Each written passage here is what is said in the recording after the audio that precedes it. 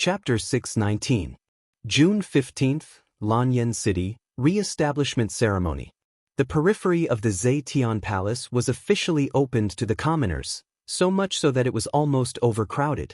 Over 100,000 commoners gathered at the periphery of the Zetian Palace's square, waiting for the crowning ceremony. Inside the palace, all the officials were silent.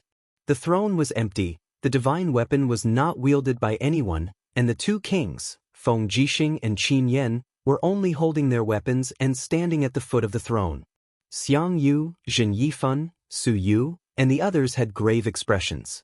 Although they had already wiped out the rebels of Iha country and repelled the demon race, Qin Yin was already dead, Lin Muyu and Tang Xiaoxi's whereabouts were unknown. The empire's territory was unified, but the people's hearts were not. This was something that they could not be happy about no matter what. "Are you ready, Yan?" Feng Jixing asked in a low voice. "Yes." Qin Yan was a little nervous. He gripped the hilt of his sword tightly, and at the same time, tightened the chain on his armor a little. Feng Jixing smiled slightly and said, "Duke Zhong, let's go out. The people of the world have been waiting for a long time. There shouldn't be a problem for you to summon them, right?" Zheng Yifan said respectfully, "Your Highness Prince Exen, this is this old subject's honor." "Yes, let's go, Yan." Feng Jixing lightly bumped Qin Yan's shoulder and walked out of the palace with him. In this world, the two kings, Feng Jixing and Qin Yan, had the highest authority. Of course, the real ruler was Lin Muyu, who was sleeping in the blood-red abyss. Feng Jixing was Prince Exen, Qin Yan was Prince Zhong, and Lin Muyu's title was the Qin Wang. It was obvious who was the real ruler of the empire. When Feng Jixing and Qin Yan walked out of the main hall in their golden cloaks, the sea of people outside instantly burst into cheers. The empire's commoners had suffered from the war, and now they had finally welcomed the unification of the empire. They had finally chased away the cruel devil race. This was the result they had been waiting for a long time.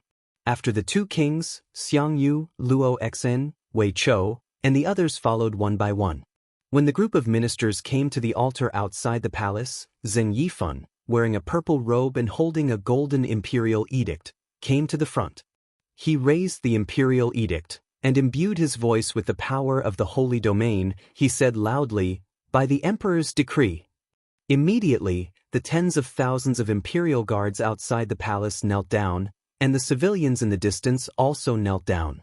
Zheng Yifan opened the scroll and read with a penetrating voice, "Her Highness the Empress Qin Yin has ascended to cultivate, and specially ordered the three kings to rule the world on her behalf. The commander of the Brave Dragon Legion, Lin Muyu, is the foster son of the former emperor and the empress's foster brother, has outstanding military service and is famous throughout the world. She is conferred the title of Qin Wang. The commander of the Imperial Guards, Feng Jixing, has performed meritorious service in eliminating the Lingnan rebels. She is conferred the title of Prince Exen and will guard the southern border. The commander of the Imperial Guards, Qin Yan, is the son of Prince Jining, Qin An. He has the bloodline of the great Qin, and has performed meritorious service in recovering the Tianshu province. She is conferred the title of Prince Zhong, and will guard the northern border. Feng Jixing and Qin Yan knelt down together. The female official, Shengguan Jingyue, walked forward, holding the sword seals of the kings, and bestowed them one by one. Feng Jixing held the seal, and his heart was filled with mixed feelings. If he could choose, he would rather continue to be the commander of the Imperial Guards under Xiaoyao. But now that Qin Yin had passed away and Lin Muyu wasn't around, if he didn't stand up, the Qin Empire would inevitably be stolen by others. At the very least, before Qin Yin and Lin Muyu return, he had to take care of this huge empire on their behalf. Qin Yan's face was slightly excited. After all, a man should be able to establish meritorious service in this world. Now that his title of nobility had reached the pinnacle, if his father and elder brother were still alive, they should be proud of their current status, right? Zheng Yifan took another imperial edict and continued to read loudly, "Marquis of Pingnan, Xiang Yu, is conferred the title of Duke of Southern, guarding Mingshan Province. Luo Exen, the adopted son of Yunzhong King, is conferred the title of Duke of Northern, guarding Yunzhong Province. Wei Chou, the deputy commander of Valiant Dragon Army, is conferred the title of Duke of Wei, guarding Lingdong Province. Zheng Yifan, the title of Divine Marquis, is conferred the title of Duke of Zhonghua, guarding Qihai Province. Xiang Yu, Luo Xin, and Wei Chou knelt down one after another, and Shangguan Jingyue once again bestowed them with new Duke sword seals. Zheng Yifan paused for a moment, then said loudly again, Su Jiantao is conferred the title of Marquis of Tsungen, guarding Tsangnan Province. Bai Litsang is conferred the title of Marquis of Tsunghai, commanding the Empire's navy. Tang Zhen is conferred the title of Marquis of Jinshi, commanding the Zhenghua army. Yao Yuan is still the title of Marquis of Jinghai, guarding Lingkong Province. Su Yu is conferred the title of Marquis of Xining, guarding Tianshu Province. All the marquises must do their best to assist the three princes in ruling the world. The five of them knelt down one after another, accepting the conferment. 3 princes, 4 dukes, and 5 marquises. From then on, the new ruling structure of the Qin Empire was forged, and it was precisely this structure that allowed the Qin Empire to be peaceful for more than 10 years. Following that, they conferred the titles of various ministers, assistant ministers, and so on. The entire empire had a brand new look. At night, a banquet was set up in Zetian Hall to entertain the ministers. Zetian Hall was still the same as before, just that there was no master. After the conferment ceremony, Feng Jixing would soon return to Sunset City to train the troops and guard the southern border. Qin Yan, on the other hand, would be in charge of the military deployment of the entire northern Ridge Province's 8 major provinces. As Duke Wei, Wei Chou was also the commander of the Longdan army camp. His task was the heaviest. He had to go to Lingdong Province, rebuild Lingdong, contend against, and exterminate the demon race. As they toasted each other, everyone drank too much. The weather in June was already very hot, and a group of ministers staggered from drinking. Everyone knew that the empire no longer had an emperor and only had 3 princes. Duke Wei Chou held onto a wine cup that was half spilled and came out of the hall. He sat down under a stone pillar and looked at the bright moon in the sky, feeling tipsy. When he thought of Qin Yin's death and Tang Xiaoxi's disappearance, Lin Muyu's heart was like dead ashes, and tears rolled down uncontrollably. He didn't feel any honor or favor from being promoted to Duke Wei, only bitterness. Duke Wei is hiding here and crying by himself. How does this look? Feng Jixing's voice rang out from behind. His armor was draped with the duke's gilded cloak, and he held onto the golden Jew in his hand. He sat down next to Wei Chou and looked toward the south, listening to the musicians playing music in the palace behind him. Feng Jixing couldn't help but feel desolate in his heart. His eyes turned red, and he turned away to wipe away his tears. It was true that there was nothing to be happy about. Wei Chou smiled. Prince Xin, why have you come? It's better if you just call me General Feng. Feng Jixing raised his head and drank the top-grade snowflower wine in the golden Jew. He said, Wei Chou, although our empire now has powerful weapons like the magic crystal cannons, we still mustn't underestimate the devil race. I think you know better than anyone else how terrifying the devil race's huge flying snakes are. The Longdan army camp has entered deep into the wintering province alone. Our plan is only to defend and not take the initiative to provoke and attack. We mustn't underestimate Qianfeng. I understand. It's just that the Longdan army camp has suffered severe casualties. It'll probably be hard for us to face the devil race alone. Don't worry about that. Feng Jixing smiled and said, during this month, I'll select soldiers who have gone through hundreds of battles from the hundreds of thousands of elite soldiers in Lingnan to replenish the Longdan army camp. We'll expand the Longdan army camp to 100,000 people and become the real number 1 army. Apart from that, I've discussed it with Yen and will give you a reserve army of 100,000 people for you to train. We'll prepare all the strategic resources that the Wintering Province needs and send them to the Wintering Province endlessly from Lingnan and Lingbei. That's great.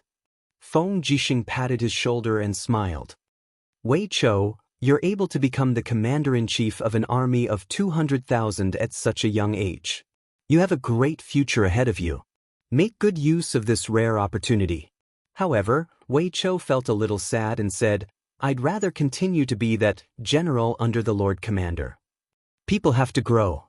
This is your cultivation. Feng Jixing took a long look at him and said, before you returns, you'll be his incarnation. You should understand. I know. Wei Chou took in a deep breath and asked, General Feng, as Prince Exin, you're going to head over to Lingnan soon. However, the chaos in Lingnan has just been pacified. Do you have the confidence to rule over Lingnan? Don't worry. Feng Jixing said confidently, the 300,000 elite soldiers from Seven Seas City are all in my hands. They'll be enough to guard Lingnan. Moreover, quite a number of the commanders from the Seven Seas City army have become my trusted subordinates. You don't have to worry about this. That's good. Just then, a young general walked over with a wine glass in his hand. He had 3 golden stars on his collar and was a commander. He smiled respectfully and said, Prince Exin, why have you come out? Our brothers are waiting for you to drink. I'll be right there. Feng Jixing laughed out loud and said, Wei Chou, let me introduce him to you. This young general is Qin Xiaoli, the son of Qin Chong, the commander of the Seven Seas City's Xianxia army. Ever since Commander Qin Chong died in battle, he has taken over as the commander of the Xianxia army. Although he's young, he's a talented general who can hold his own. When Qin Xiaoli saw Wei Chou, his eyes lit up. He cupped his fists and said respectfully, I, Qin Xiaoli, pay my respects to Duke Wei. Commander Qin, there's no need to stand on ceremony. Wei Chou returned the Empire's military salute and said, Prince Exin has such a young and capable general under you. It seems that my worries are a little unnecessary. Feng Jixing said, Commander Qin, you can go back and drink first. I'll be back after chatting a little more with Wei Chou. Yes, Prince Exin. Come quickly. Go ahead. Feng Jixing turned around, and his smiling face was replaced with a solemn expression. He said, Wei Chou, there's still something I need you to do in Lingdong province this time around. What is it? We've received a secret report saying that a farmer saw Princess Xi in the fields of Lingdong province. She's imprisoned in a huge crystal and is unconscious. What? Princess Xi? Wei Chou stood up abruptly and said, This? How is this possible? Didn't they say that Princess Xi is dead? From the looks of it, Princess Xi isn't dead. Feng Jixing muttered to himself and said, I can't sense Yu's aura in the Crimson Abyss anymore. He should have entered a state of deep sleep. There are only 2 people in this world who can awaken you. One is Her Highness Yin, but she's no longer around. The other is Princess Xi. As long as we can find Princess Xi, we'll be able to awaken you. Princess Xi is most likely with the devil race. Go and ask around. I understand. Feng Jixing nodded, and a gleam of light shot out from his eyes. He said, I also want to ask Tang Xiaoxi why she would be so ruthless to kill Her Highness Qin Yin. Chapter 620. To the north of Tongtian province, after crossing an invisible sky curtain, all living things came back to life. Demon cities towered between the mountains and valleys. Pedestrians came and went in an endless stream. There were winged hunters out hunting, and human farmers with hoes on their shoulders. In the past few years, the demon race had constantly migrated from Tongtian province and Lingdong province, and humans moved to Tongtian Gorge. Now, this endless gorge had become a place where the demon race and humans lived together. Half a year ago, the Demon King issued the Holy Demon Code, drawing up a treaty between the demon race and humans. No demon race could attack humans without permission, and no human race could attack the demon race without permission. Since then, the Tongtian Gorge, which was like spring all year round, had become a fertile field, flourishing day by day. Chengdu, a splendid capital city, stood between the mountains on the east side of Tongtian Gorge. A large number of high-level demon soldiers were stationed here, and there were even dozens of temporary sentry camps set up 10 miles away from Chengdu. Cavalry came and went constantly, and the earth-shaking roars of the armor demons could be heard from one side of the gorge. A cool breeze blew past, causing his cloak to flutter. Qian Feng wore a golden cloak, his hand on the sword at his waist. His starry eyes watched the demon race training in the gorge, and he couldn't help but sigh. Beside him, Lian Fu said, "Marshal, why are you sighing?" Qian Feng pointed at the tens of thousands of armor demons training in the gorge. Can such strong shields and sharp blades really block the humans' magic crystal cannons? This, Lian Fu nodded and muttered, we have to take it step by step. Marshal, this subordinate has already sent some high-level gods who are proficient in human dialects into the territory of Lanyan City. As long as there is a chance, we will definitely obtain some technical information about the magic crystal cannons. If we can also master the magic crystal cannons, why should we fear the Empire? The Empire is growing stronger day by day. The Iha nation has been destroyed, and the god race will be the Empire's #1 enemy. The Empire is also our only enemy on this continent. Qian Feng rubbed his temples, looking a little tired. Is there any news of Lin Muyu? Yes. Lian Fu cupped his fists and said, after Yaoji bewitched the witch Tang Xiaoxi in Bailing City and successfully killed Qin Yin, Lin Muyu rushed to the Scarlet Abyss. When she saw the remains of Qin Yin, she was very sad and destroyed herself in the Scarlet Abyss. Her body turned into stone, and now she has become a stone statue, sealed in the mountains. Marshal, you don't have to worry about her. Sigh. Qian Feng was at a loss. Lin Muyu loved Qin Yin very much, and I also fell in love with Qin Yin at first sight, but I couldn't stop the Divine Emperor and the Sacred Master's plan, and could only watch as Tang Xiaoxi killed Qin Yin. Am I not fit to talk about feelings with humans? No, Marshal, you don't have to blame yourself. You are the Marshal of the God race and bear the future of the God race. Naturally, you can't let your emotions affect your decisions. Let's go. Let's go check on the Demoness. Yes. The two warhorses galloped towards the divine capital. Not long after, they arrived at the main hall. However, Qian Feng and Lian Fu didn't enter the hall. Instead, they went around the door and came to the rock behind the hall. A group of guards saluted them. The moss-covered rock slowly opened up to reveal a secret door. Qian Feng and Lian Fu went straight in. After entering the secret room, a high-ranked demon held a torch and led the way. He respectfully said, Marshal, His Majesty the Divine Emperor and the Sacred Master are also here. Oh, that's for the best. Twisting and turning until they reached the depths of the mountain, the front suddenly opened up. They saw stone statues that were several meters tall standing in the surroundings. Each of their faces were fierce and lifelike, just like a demon god descending to the world. It was said that these stone statues were the heroes of the ancient god race. At least, that was what the ancient books said. Therefore, these demon gods naturally became the totem of the god race. Surrounded by dozens of totems, there was a huge azure crystal in the center of the hall. It was 10 meters tall, and there were streams of fiery red energy surging within it. One could vaguely see a graceful girl imprisoned in the ice crystal. The fiery red energy seeped out along the ice crystal, and then was absorbed by a strange tube and sent to the other side of the mountain. Two people stood under the crystal. One was the Divine Emperor, and the other was the heavily injured Sacred Master. The Sacred Master was sitting in a chair carried by two high-ranked demon soldiers. Marshal Qian Feng has arrived. Oh! The Divine Emperor turned around and put on a gentle smile. Qian Feng, you've arrived? Greetings, Your Majesty. Qian Feng and Lian Jin knelt together and stood up. Qian Feng looked at Tang Xiaoxi in the crystal and said, Your Majesty, how's the refinement of the demon lady's power? It seems to be going well. The Divine Emperor smiled faintly, his eagle-like eyes gleaming with greed. No, it's far from enough. Tang Xiaoxi is a demoness fated by the heavens.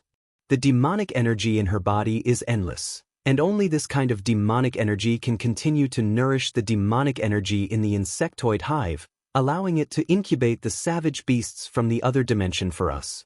Unfortunately, the degree of refinement is far from enough. We can only use less than 10% of Tang Xiaoxi's demonic energy. Is that so? Qian Feng raised his head and stared at Tang Xiaoxi, only to see her eyebrows tightly furrowed, as if she was enduring a great deal of pain. The energy in her body was slowly being sucked out. One could well imagine the pain. However, Feng had been through hundreds of battles and had already honed a heart of steel. He said calmly, as long as Tang Xiaoxi's mind is not clear, her ability to restrain the power in her body will become weaker and weaker.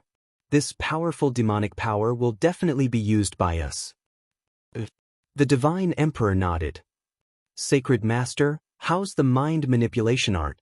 Sage Master sat on the chair and slowly said, Your Majesty, my ability is still not enough to restrain Tang Xiaoxi. Her psyche power and heart power are too strong, and the demonic power in her body far surpasses mine. I still need some time. Very well. Mind manipulation art. Feng was surprised. Sacred Master, are you trying to control Tang Xiaoxi's mind? That's right. The corners of the Sage Master's mouth curled up, revealing a rather ferocious smile as he said, Tang Xiaoxi has the 9 tails of destiny. Her tyrannical demonic energy is enough to move unhindered through the 3 realms and be unparalleled in the world. If this kind of power can be used by our god race, its effect is no less than 100 giant flying snakes and 100,000 armored demons. Feng was startled. He wanted to say something but stopped himself. The Demon King smiled. Feng, I know you are kind, but the future of the celestial race is in our hands. Now is not the time to be merciful. Tang Xiaoxi is a human. It would be great if we could use her. Oh, is there any news from the Empire? Yes. Feng respectfully said, the humans have conferred 3 kings. Qin Wang Lin Muyu, Xen Wang Feng Jixing, and Zhong Wang Qinyan will rule the world together. However, Lin Muyu has turned into a rotten rock in the Crimson Blood Abyss. There is nothing to worry about. Now, we need to guard against the famous General Feng Jixing. In addition, Lin Muyu's subordinate Wei Chou has been conferred the title of Duke Wei. He will soon enter the Lingdong province to deal with the celestial race. We have to guard against him. Wei Chou has been following Lin Muyu for a long time. He is well versed in the art of war and has a strategic mind. This person must be eliminated. The Demon King couldn't help but smile. Sage Sovereign, did you hear that? Quickly practice your mind manipulation skill. We need Tang Xiaoxi's power.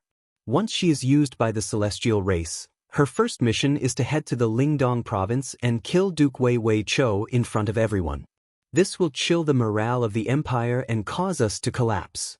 Yes, this subordinate will definitely practice harder. Go do what you need to do. Yes. After everyone dispersed, only the Nephilim King was left standing under the ice crystal. He stared fixedly at the unconscious Tang Xiaoxi in the ice crystal. Suddenly, the Nephilim King's voice became gentle and his face was filled with a demonic smile as he said, Tang Xiaoxi. Humans call me Nephilim King, but I call you Witch. Our fate is really predestined. My good daughter, quickly wake up and conquer the world for your father. Reclaim the Middle-earth. In Lanyan City, the brilliant starlight shone down on the city. In a small courtyard of the Imperial Guards, a beautiful young lady stared at the swaying pomegranate tree in a daze. Her eyes were filled with indescribable loneliness and helplessness. The last battle between the celestial race and the humans was a year ago, but there was no news from the Tongtian Gorge.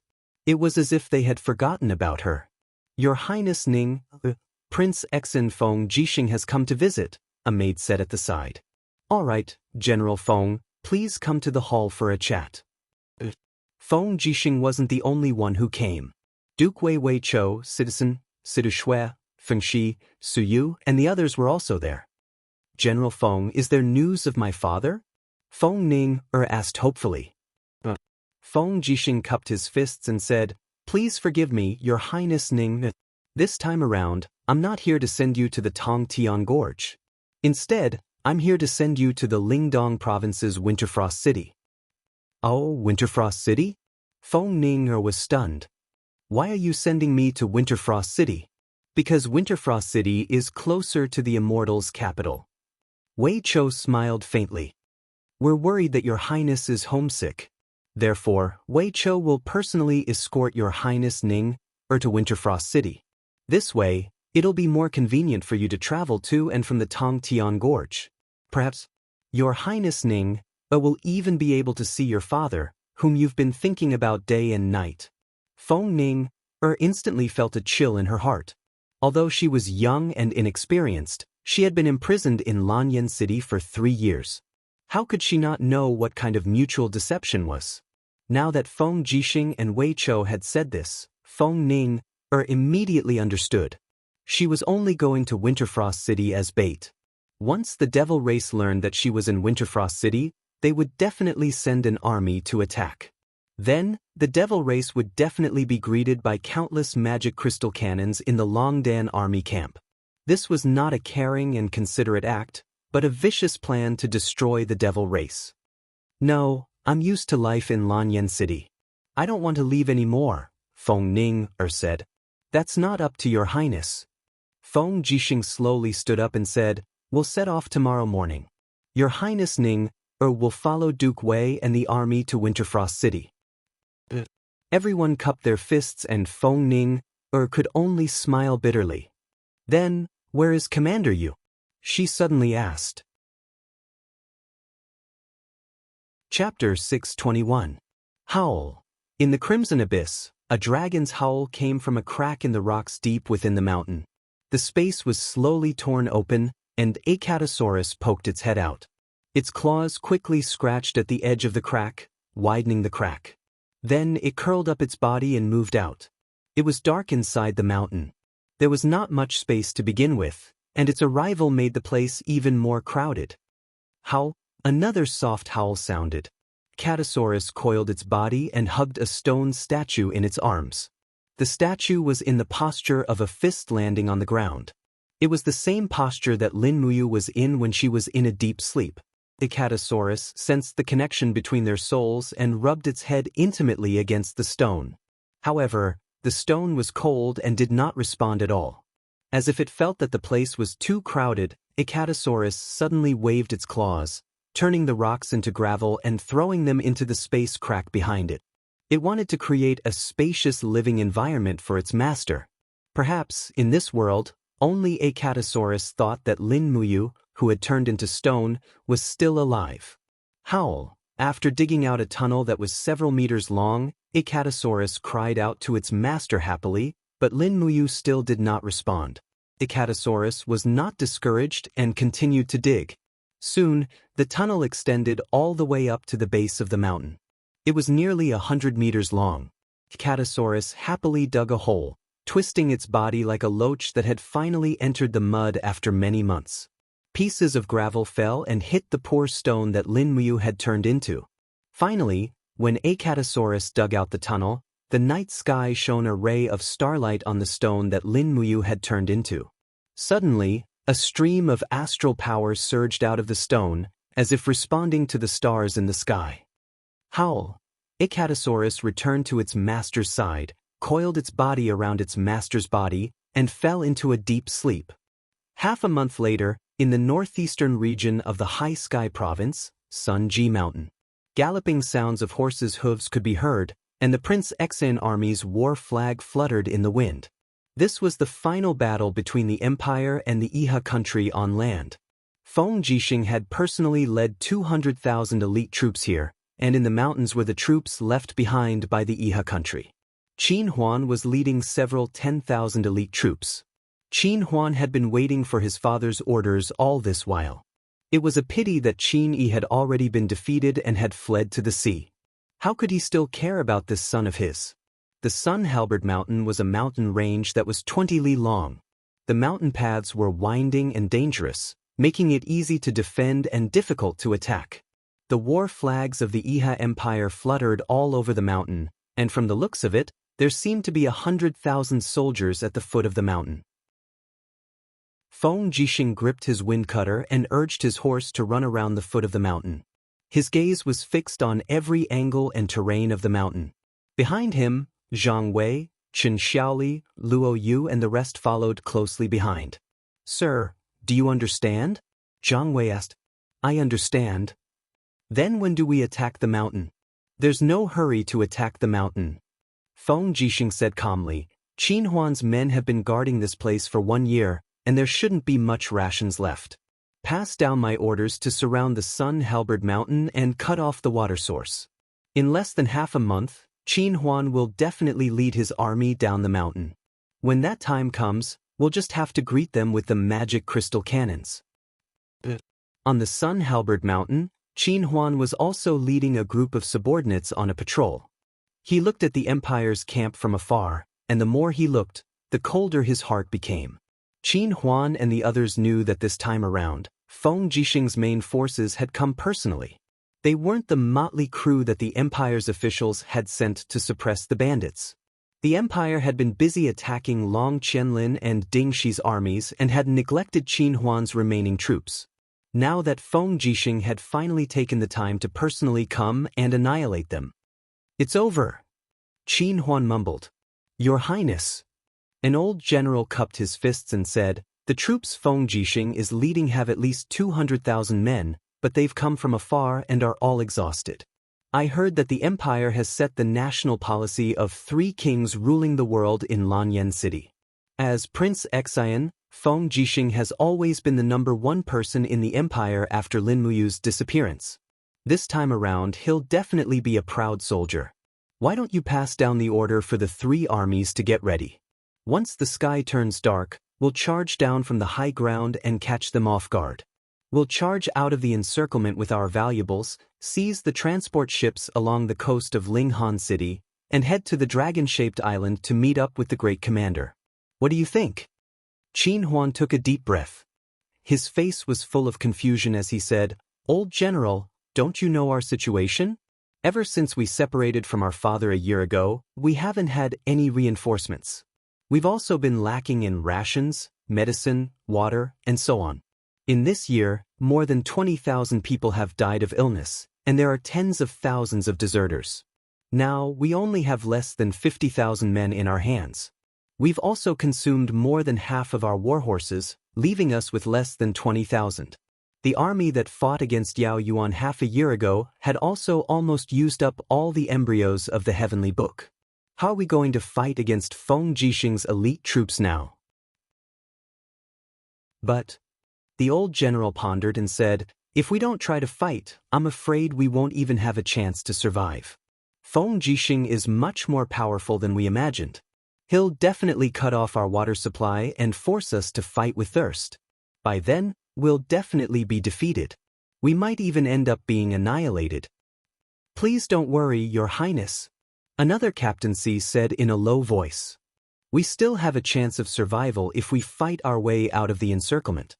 Your Highness, please give the order," another high-ranking general said. The group of more than 20 generals knelt down and said, "We're willing to follow Your Highness and fight to the death." Qin Huan was trembling all over. His face was full of confusion and fear as he said, "Feng Jixing is so powerful. We don't have a chance. Yihe Nation is finished. Don't say anything more. Drag it out as long as you can. It's always good to live for a few more days." Sigh. An old general gritted his teeth and walked forward. Suddenly, he took advantage of Qin Huan's unguarded moment and struck him from behind. Bam! Qin Huan instantly fainted. "Old General Luo, what are you doing?" The group of generals was dumbfounded. The old general held Qin Huan under his armpit and said, "Your Highness has been scared out of his wits. We must protect Your Highness and fight our way out of here. We must protect the bloodline of Commander Qin. Everyone follow my order. When the moon rises, immediately launch an attack. If we take the initiative to attack, we might be able to catch Feng Jixing off guard." After nightfall, torches were suddenly lit up on the mountain. Countless soldiers in Yihe Nation's military uniforms charged down from the mountain. Their warhorses galloped at full speed. Immediately, Feng Jixing's front line was caught off guard. At least 1,000 people were killed. In the camp at the foot of the mountain, Zhang Wei looked at the torches in the distance and said, "What a good Qin Huan. He actually dared to break out." Feng Jixing squinted his eyes and said with a smile, "Qin Huan was already scared out of his wits. He was forced to break out of the encirclement. Didn't you see that Qin Huan was carried down the mountain by an old general?" Luo Yu asked, "Commander, should we attack with the magic crystal cannons?" "No, don't be hasty. Feng Jixing raised his hand and said, "Use the arrow boxes and ballistae to shoot for a while. Let Qin Huan and the others at the front pass. Then, use the magic crystal cannons to intercept the troops at the back. Order people to spread the word that those who surrender will not be killed. Hand over their weapons and escort them back to Sunset City to be reorganized. Most of these people are just soldiers who fight for the army's pay. There is no need to kill them all." "Then, are we going to let Qin Huan go?" "Yes." The corner of Feng Jixing's mouth curled up as he smiled. A mere battle formation scared him to the point of losing his mind. Let's return this kind of trash to Qin Yi. Once Qin Yi is dead and Qin Huan takes over, that will be the time for us to attack Dragon Island. As he spoke, a cold glint flashed past Feng Jixing's eyes. The Imperial Army had crossed the sea to attack Dragon Island but suffered a crushing defeat. This was a humiliation that was hard to wash away for Feng Jixing. He had to raise Dragon Island to appease the hatred in his heart. However, there were famous generals like Long Qianlin and Ding Shi on Dragon Island. It was truly a thorny problem. They wouldn't be able to take it down in a short period of time. The sound of the arrow boxes and ballistae springs rang out incessantly. The sharp arrows seemed to have eyes of their own, only killing the middle and low-ranking officers while letting Qin Huan and the others off. When Qin Huan's main forces arrived, the magic crystal cannons were finally activated. Many purple mushroom clouds soared up into the sky from the mountain range. The destructive prowess was extremely astonishing, and in the blink of an eye, the small mountain path had turned into a living hell. After a round of bombardment, how could the Iha country's soldiers still dare to go down the mountain? All of them were dumbfounded. Just then, a person rode up the mountain, holding onto a wind cutter. It was Feng Jixing. His golden battle robes fluttered, and Feng Jixing raised his battle blade and bellowed, "I'm the Empire's Prince Exen, Feng Jixing. You guys were originally the Empire's soldiers, but you were bewitched by Qin Yi and became rebels. I'll give you a chance now. Put down your weapons and accept the Empire's army to take you in again. We'll spare your lives, but those who resist will definitely have their 9 generations annihilated." All the soldiers chose to surrender. It would be too foolish to resist now. After all, survival was the most important thing. As for moral integrity, they could just say it to others and not take it seriously. Before dawn, over 40,000 soldiers from the Iha country came down the mountain to surrender. Feng Jixing then reorganized them one by one and scattered them into the Empire's army.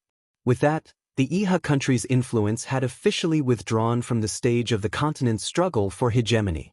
At the same time, to the north of Winterfrost City, a new metal protective wall was being built. Wei Chou, Situ San, and the others were personally supervising the construction. The entire metal protective wall was 500 li long, spanning across the entire Lingdong province's northern territory. It was connected to the sea in the east and the Cloud Refinement Mountain Range in the west. Every 5 li, a magic crystal cannon would be set up to defend against the demonic race's invasion. This was the Empire's new war plan. With the metal protective wall in Lingdong province as the defensive line and the demonic race's princess Feng Ning, as the bait, they would attract the demonic race to attack and deplete their strength. In Lanyan City, Qin Yan was in charge and Su'er was in charge. It was as if the entire empire was entering a new era of prosperity. Chapter 622. Time flew by, and in the blink of an eye, for years had passed. The mountains in the Blood Abyss were continuous, weathered by wind and rain, and had long been covered with a thick layer of vegetation. Moreover, the spiritual energy in the mountains was vigorous, and many rare herbs grew. Cloud deer, badgers, and other animals traversed the mountains, making this forest a treasure land for hunters and medicine masters. However, there was a legend that said there was an immortal in the mountains. The sun and moon shone together, and he was immortal. He was proficient in spiritual spells and had many transformations.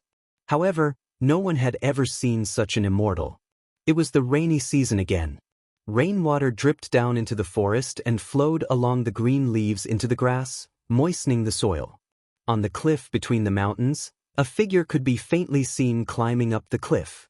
It was a white-haired old man, carrying a small bamboo basket on his back, which contained a bunch of herbs. The old man's face was slightly red. He used the shovel to carefully poke at the roots of the herbs, afraid that he would hurt the roots and affect the medicinal properties of the herbs. About 10 meters below the cliff, a girl about 4 or 5 years old in green clothes looked up at the old man. Her big, watery eyes sparkled. She cupped her hands around her mouth and said softly, "Grandpa, be careful." The old man laughed. "Meng Yi, don't run around. Grandpa will come down after I pick this dragon grass." "Be careful," the girl pouted, as if she was not satisfied with her grandpa taking such a risk to pick herbs. In the blink of an eye, the dragon grass was pulled out by the old man. He held the protruding part of the rock with one hand and carefully threw the dragon grass into the bamboo basket with the other. Then he walked down the cliff step by step. However, the cliff was very slippery. About 3 meters above the ground, the old man suddenly missed a step and fell. Bang! Fortunately, there was grass below, but the old man was still hurt by the rocks in the grass. He gritted his teeth and cried out in pain. The girl hurried forward and supported the old man. "Grandpa, where are you hurt? Where are you hurt?" Seeing the girl's worried look, the old man endured the pain and laughed. He caressed the girl's braid and said, "Grandpa is fine. I'm just teasing you. Mengi, let's go. This dragon grass can be sold for a good price in the medicine shops in Bailing City. Maybe 20 Jin coins. Then I can buy a lot of candied fruits for you." "Woo," the girl nodded. Her big eyes seemed to be able to speak. She held the old man's hand and walked out of the blood abyss step by step. 100 Ridge City was rebuilt to the south of the ruins, 50 miles away from the blood-red abyss. It had been reduced from a famous city with a population of 3 million to a small city with a population of less than 200,000. Most of the residents had been scattered to Sunset City and Xianxia City. This was also the reason why Feng Jixing had chosen Sunset City as the capital of Lingnan. In the rebuilt 100 Ridge City, there were groups of merchants. Before sunset the next day, the old man and the girl appeared in the city. The old man's name was Li Shu. He was a Jianghu doctor who collected and sold herbs for a living. He had a granddaughter in his old age, so he named her Li Mingya, which came from the dream leaf grass. Li Mingya held her grandpa's hand tightly. She knew that the dragon grass in the bamboo basket on her grandpa's back would be the family's income for the whole year. Her mother had fallen ill after giving birth to her and was bedridden for 5 years. Her grandpa was old and did not have much time to collect herbs. Moreover, her grandpa's alchemy skills were not good enough to extract the medicinal essence of the dragon grass to refine medicine. Therefore, he could only sell the herbs to make money. This dragon grass was the first valuable herb they had collected in the past 3 months. South Town Pharmacy, a pharmacy with only a shopkeeper. It was also one of the dozens of pharmacies in the small city. In the past, Li Shu would sell the herbs he collected from here. "Oh, Uncle Li is here." The shopkeeper of the pharmacy was a fat man. His weight was at least 150 kilograms, making his 1.6-meter body look very plump and round. His eyes swept across Li Shu's bamboo basket and instantly lit up. He smiled and said, "Are you here to sell medicine and rice again?" Li Shu put down the bamboo basket and carefully took out the dragon grass. He said, "The roots of this dragon grass are plump. It should have been growing for a few years. Shopkeeper Lu, give me a good price." "Oh, you picked this in the bloody abyss, right? I heard that there are swift wolves in the bloody abyss. It's not easy for them to not tear your old bones to shreds." Shopkeeper Lu casually took the dragon grass and said, "The medicinal essence is indeed good. The medicinal essence is full. How about this? I'll give you 10 Jinin coins." "What? Only 10 Jinin coins?" Li Shu was stunned. He said, "Shopkeeper Lu, the dragon grass that Virtue Fortune Pharmacy bought half a month ago was 20 Jinin coins each. Moreover, those dragon grass are definitely not as full as this one. You see, I'm here to earn money to feed my family and cure my illnesses. I'm here to sell my herbs so that I don't have to pay the transaction fees. I have a family of old and young, so please don't cheat me. If that's the case, I might as well sell my herbs at the trading firm. Old man, you really know how to talk? Shopkeeper Lu's eyes were filled with impatience. He said, Here are 30 Jinin coins. That should be enough for this dragon grass, right? After counting the Jinin coins, Li Shu's eyes were instantly filled with smiles. He took out one of the Jinin coins and said, Shopkeeper Lu, look, I want to buy a roasted chicken for my granddaughter. Can you help me convert this Jinin coin into 100 silver yin coins? Thank you. So troublesome. Shopkeeper Lu took out a money bag impatiently. It was heavy with 100 silver yin coins. He said, Here, take it. Hurry up and leave. Don't be an eyesore in front of my shop. Thank you, Shopkeeper Lu. Li Shu held Li Mingye's hand and walked out of the pharmacy with a smile. He bought a bamboo leaf chicken from a stall and handed it to Li Mingye. He smiled and said, Eat it, eat it. The rest of the money is for your mother's medicine. Li Mingye happily hugged the chicken and took a bite. Her smile became even more joyful. Grandpa, it's so delicious. Then eat more. However, the little girl tore off a delicious chicken leg and handed it to the old man. She smiled like a flower and said, Grandpa, let's eat together. Li Shu was stunned. Grandpa is not hungry. Mingye is hungry, so Grandpa must be hungry too. If Grandpa doesn't eat, I won't eat either. The little girl blinked her big eyes and said sensibly. The old man was very touched. He took the chicken leg and ate it bite by bite. The little girl just looked at him, as if she was afraid that her grandpa would lie to her and hide the chicken leg for her. After turning a corner, 3 shifty-eyed men stared at Li Shu from afar. After all, 30 Jinin coins was not a small amount. It was enough for a family of 10 to eat and drink for several years. Second brother, do it. It's a little kid and an old man. Do it as soon as they enter the alley. One of the gangsters with a mustache said. All right, do it. The old man who walked into the alley did not expect his misfortune to come. He suddenly suffered a heavy blow on the back of his head and the money bag on his waist was quickly snatched away. He wanted to scream but could not. Instead, it was the little girl who screamed and grabbed the leg of one of the gangsters. She shouted, Bad guy, put down Grandpa's money. Someone come and catch the bad guy, catch the bad guy. Get out of my way. The gangster kicked Li Mingye's hand away and stepped on her neck. The little girl's face instantly turned red. Let go of my granddaughter. Li Shu hurried forward and rammed into the gangster's waist from behind. Die, old man. Another gangster swung a bamboo stick and hit the old man's leg heavily. Kachu, the sound of bones breaking could be heard. The old man's leg had been broken. Grandpa, let go of my grandpa. The little girl cried. The gangsters looked at each other and didn't dare to make a fuss.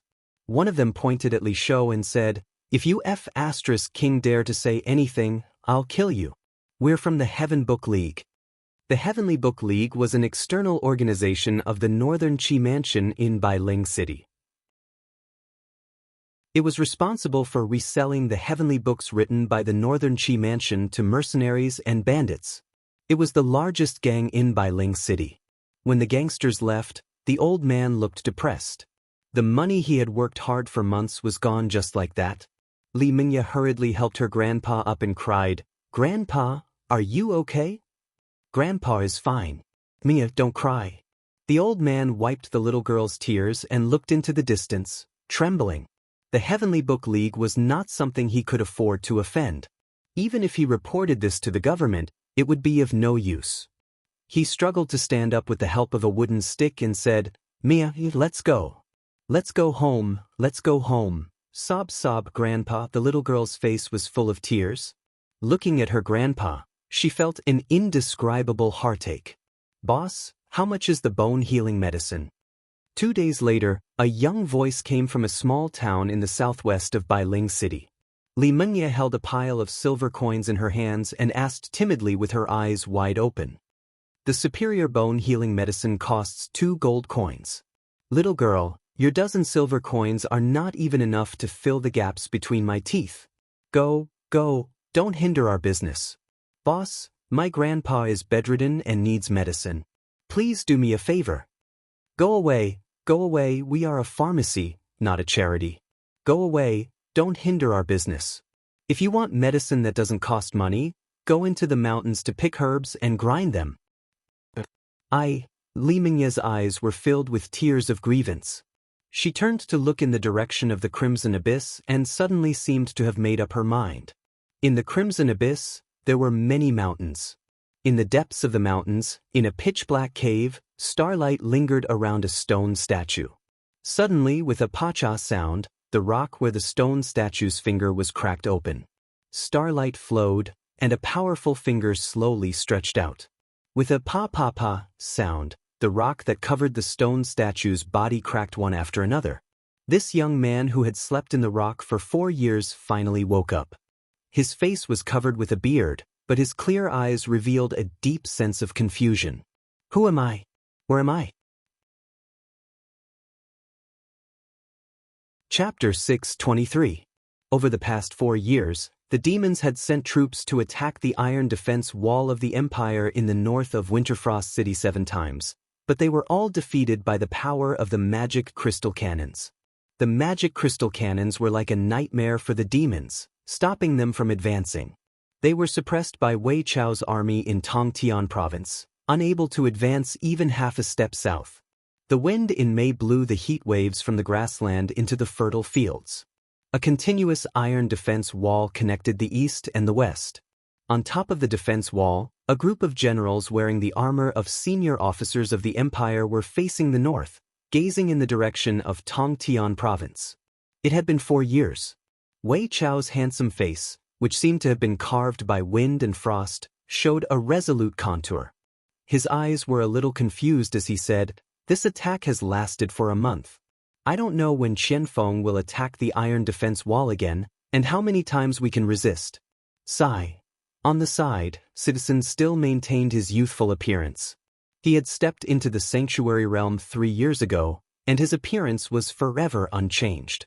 He put his hand on the hilt of his sword and said majestically, "We must resist as many times as Qianfeng attacks.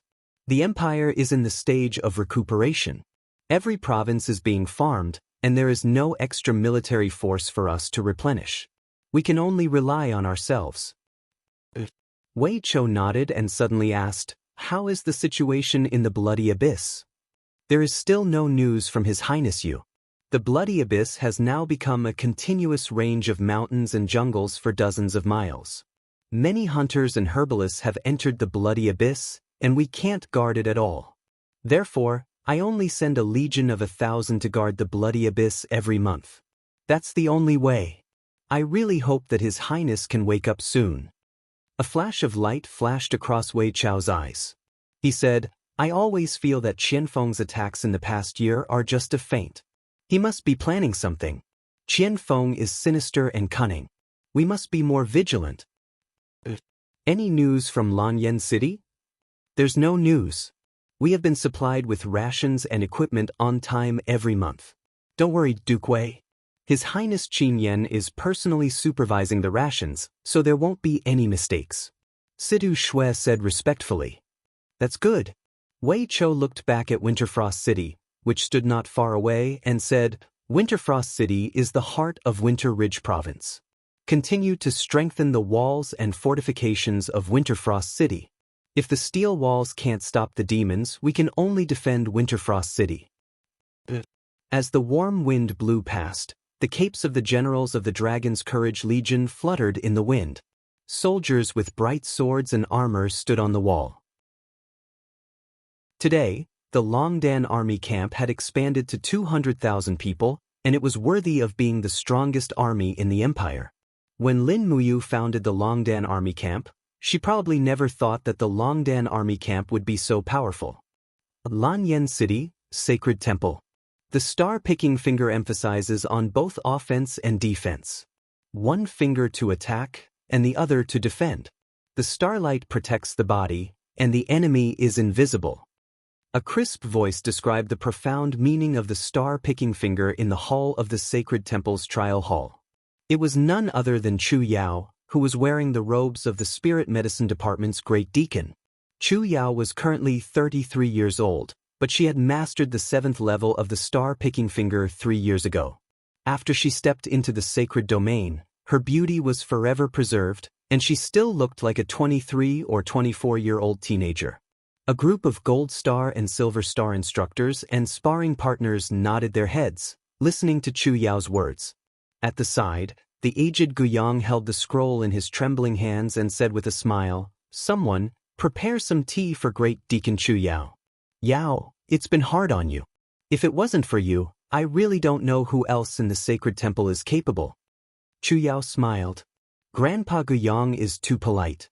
The Spirit Medicine Department and the Sacred Temple are originally one of the 3 departments of the Empire. Since the staff of the Sacred Temple want to learn my star-picking finger, then I am duty-bound to do it. I'm just afraid that I can't teach them well, and I will fail to fulfill Grandpa Guyang's trust. How can that be? Guyang sighed. Guyang sighed and said, "Ever since great Deacon Xinyuan Hong ascended 4 years ago, there hasn't been a sacred domain expert in the sacred temple. It's all thanks to you, Yao, that you often come here to teach martial arts. Otherwise, I'm afraid that the sacred temple will continue to decline day by day. It's a pity that that brat Yu still refuses to wake up. Otherwise, with his cultivation, it would be more than enough for him to be the great deacon of the sacred temple. There wouldn't be a need for an old bag of bones like me to sit on the seat of the great deacon for the second time." Sigh. At the mention of Lin Muyu, a hint of sadness immediately appeared on Chu Yao's beautiful face. She said, "You will definitely wake up, I believe in him. Perhaps, when you wakes up, he will also bring Her Highness Yin back alive. The 2 of them are not irresponsible people, they won't throw all the burdens on us." Yes, that's right. 4 years ago, in the blood-red abyss, Qin Yin was killed by Tang Xiaoxi. As the great deacon of the sacred temple, Xinyuan Hong failed to protect Qin Yin. Because of this, he was depressed for nearly half a year. Finally, Xinyuan Hong took the blame and resigned from his position as the great deacon of the sacred temple. On a night when lightning flashed, he ascended to the heaven realm and stepped into the divine domain to cultivate. As for the other elder of the empire, Chu Chu had been missing for many years. No one knew where he had gone. There were rumors that Chu Chu had cultivated in the mountains and had already ascended. There were also rumors that a hunter had seen traces of Chu Chu in the mountains. Riding on a spiritual crane, Xiaoyao was like an immortal. As for which rumor was more reliable, no one knew. In any case, Feng Jixing and Qin Yan felt that these rumors were not very reliable. However, Chu Chu was not a person who was obsessed with fame and status, so no one could blame him. Gu Yang held the scroll in his hand and looked at Chu Yao awkwardly. He said, "Yao." Halfway through his words, he suddenly stopped. Chu Yao stood on the training platform of the training hall. Condensing her fingers, a ray of starlight flickered on it. She could not help but smile. "Grandpa Guyang, if there's anything you want to say, just say it directly. There's no need to be embarrassed with me." Guyang said, "You see, Grandpa is also old. My old bones will not be able to move soon. How about I go to His Highness Qin Yan to resign from his position as the great deacon of the sacred temple. You will be the great deacon of both the sacred temple and the spiritual medicine department. How about that?" Chu Yao had a helpless expression. "Absolutely not. Let's not talk about the fact that I can't split myself. There has never been such a rule since ancient times. Grandpa Guyang, how about this? If you really want me to help you in the sacred temple, I will also be a sacred temple deacon. How about that?" Good. Gu Yang's face was full of joy. "That's great. With you in the sacred temple, no one will dare to bully us anymore. Yao, you are the younger sister of Chu Huai, one of the 4 heroes of Lanyan. Furthermore, you have already cultivated the star-plucking finger to the highest realm. That is enough to convince the masses." Chu Yao could not help but laugh. "So Grandpa Guyang is just worried about this?" "Yes. I really hope that brat you can return early. That way, I can return the great deacon position to him. I won't have to do everything myself." Yes, no one wishes for that brat to wake up early. In the blood-red abyss, there was a dense jungle. At this time, it was raining heavily. Raindrops slid down from the branches and leaves of the jungle, continuously soaking into the soil that was once known as the Forbidden Land. Xianxia. On the peak of the mountain, a pile of withered grass and fallen leaves were pushed aside. In an extremely secretive cave among the rocks, a young man in ragged clothes pushed open the entrance of the cave and slowly climbed out. The light outside was very dazzling. He had not seen the light for a long time. He stumbled out of the cave. Suddenly, there seemed to be something stuck in the rock at the entrance of the cave. He exerted force, and with a zing sound, a rusty longsword fell from his back. The ring of the stellar sword scabbard was already rusty. This young man was undoubtedly Lin Muyu. However, at this moment, Lin Muyu had no idea who he was. His mind was blank. He did not even know what the sword was called. So troublesome. He picked up the stellar sword and carefully looked at the patterns on the scabbard and hilt. He raised his hand to hold the hilt and suddenly pulled. However, the blade seemed to be rusty and did not move at all. So it is just a piece of scrap metal? He frowned and still carried the longsword on his back. At this moment, a rumbling sound came from his stomach. He was hungry. He had been hungry for 4 years. It was just that he did not know it. There were wild fruits in the mountain. He leaped a few meters and climbed up an apple tree like a spirit ape. He plucked an apple and took a big bite. It was sour but not bad. It was edible. Not long after, a pile of fruit cores fell from the tree. Lin Muyu ate until he was half full. He leaned against the tree trunk and rested for a moment. Wang! Suddenly, there seemed to be a response in his mind. A sea of flames burned in his mind, and he even saw a beautiful face. Who is she? Lin Muyu did not know who she was, but he knew that he must save her. 9 Revolution Spirit Medicine? 9 Revolution Spirit Medicine? He did not know why, but there seemed to be someone muttering this term in his mind. Then, he seemed to recall some memory fragments. That's right, 9 Revolution Spirit Medicine.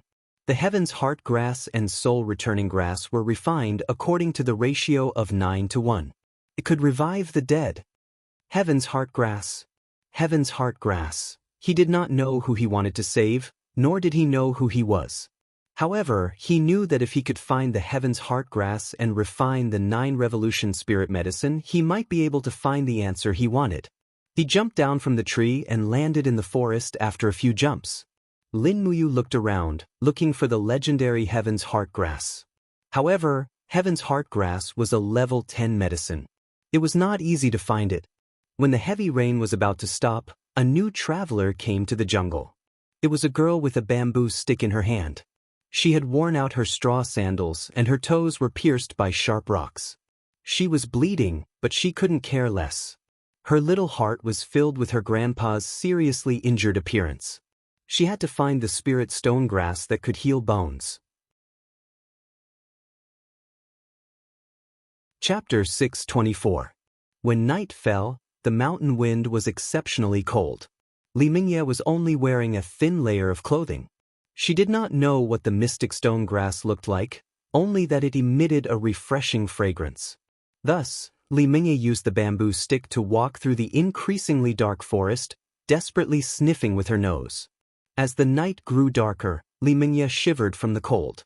She took out a piece of almost moldy flatbread from her bosom and bit into it. Then she used her hands to pull the huge broad leaves in the forest and drank the rainwater that fell from the leaves. Woo woo, the sound of the wind was mixed with the howling of wolves. Immediately, the girl gripped the bamboo stick tightly and looked around with a pair of large eyes full of vigilance.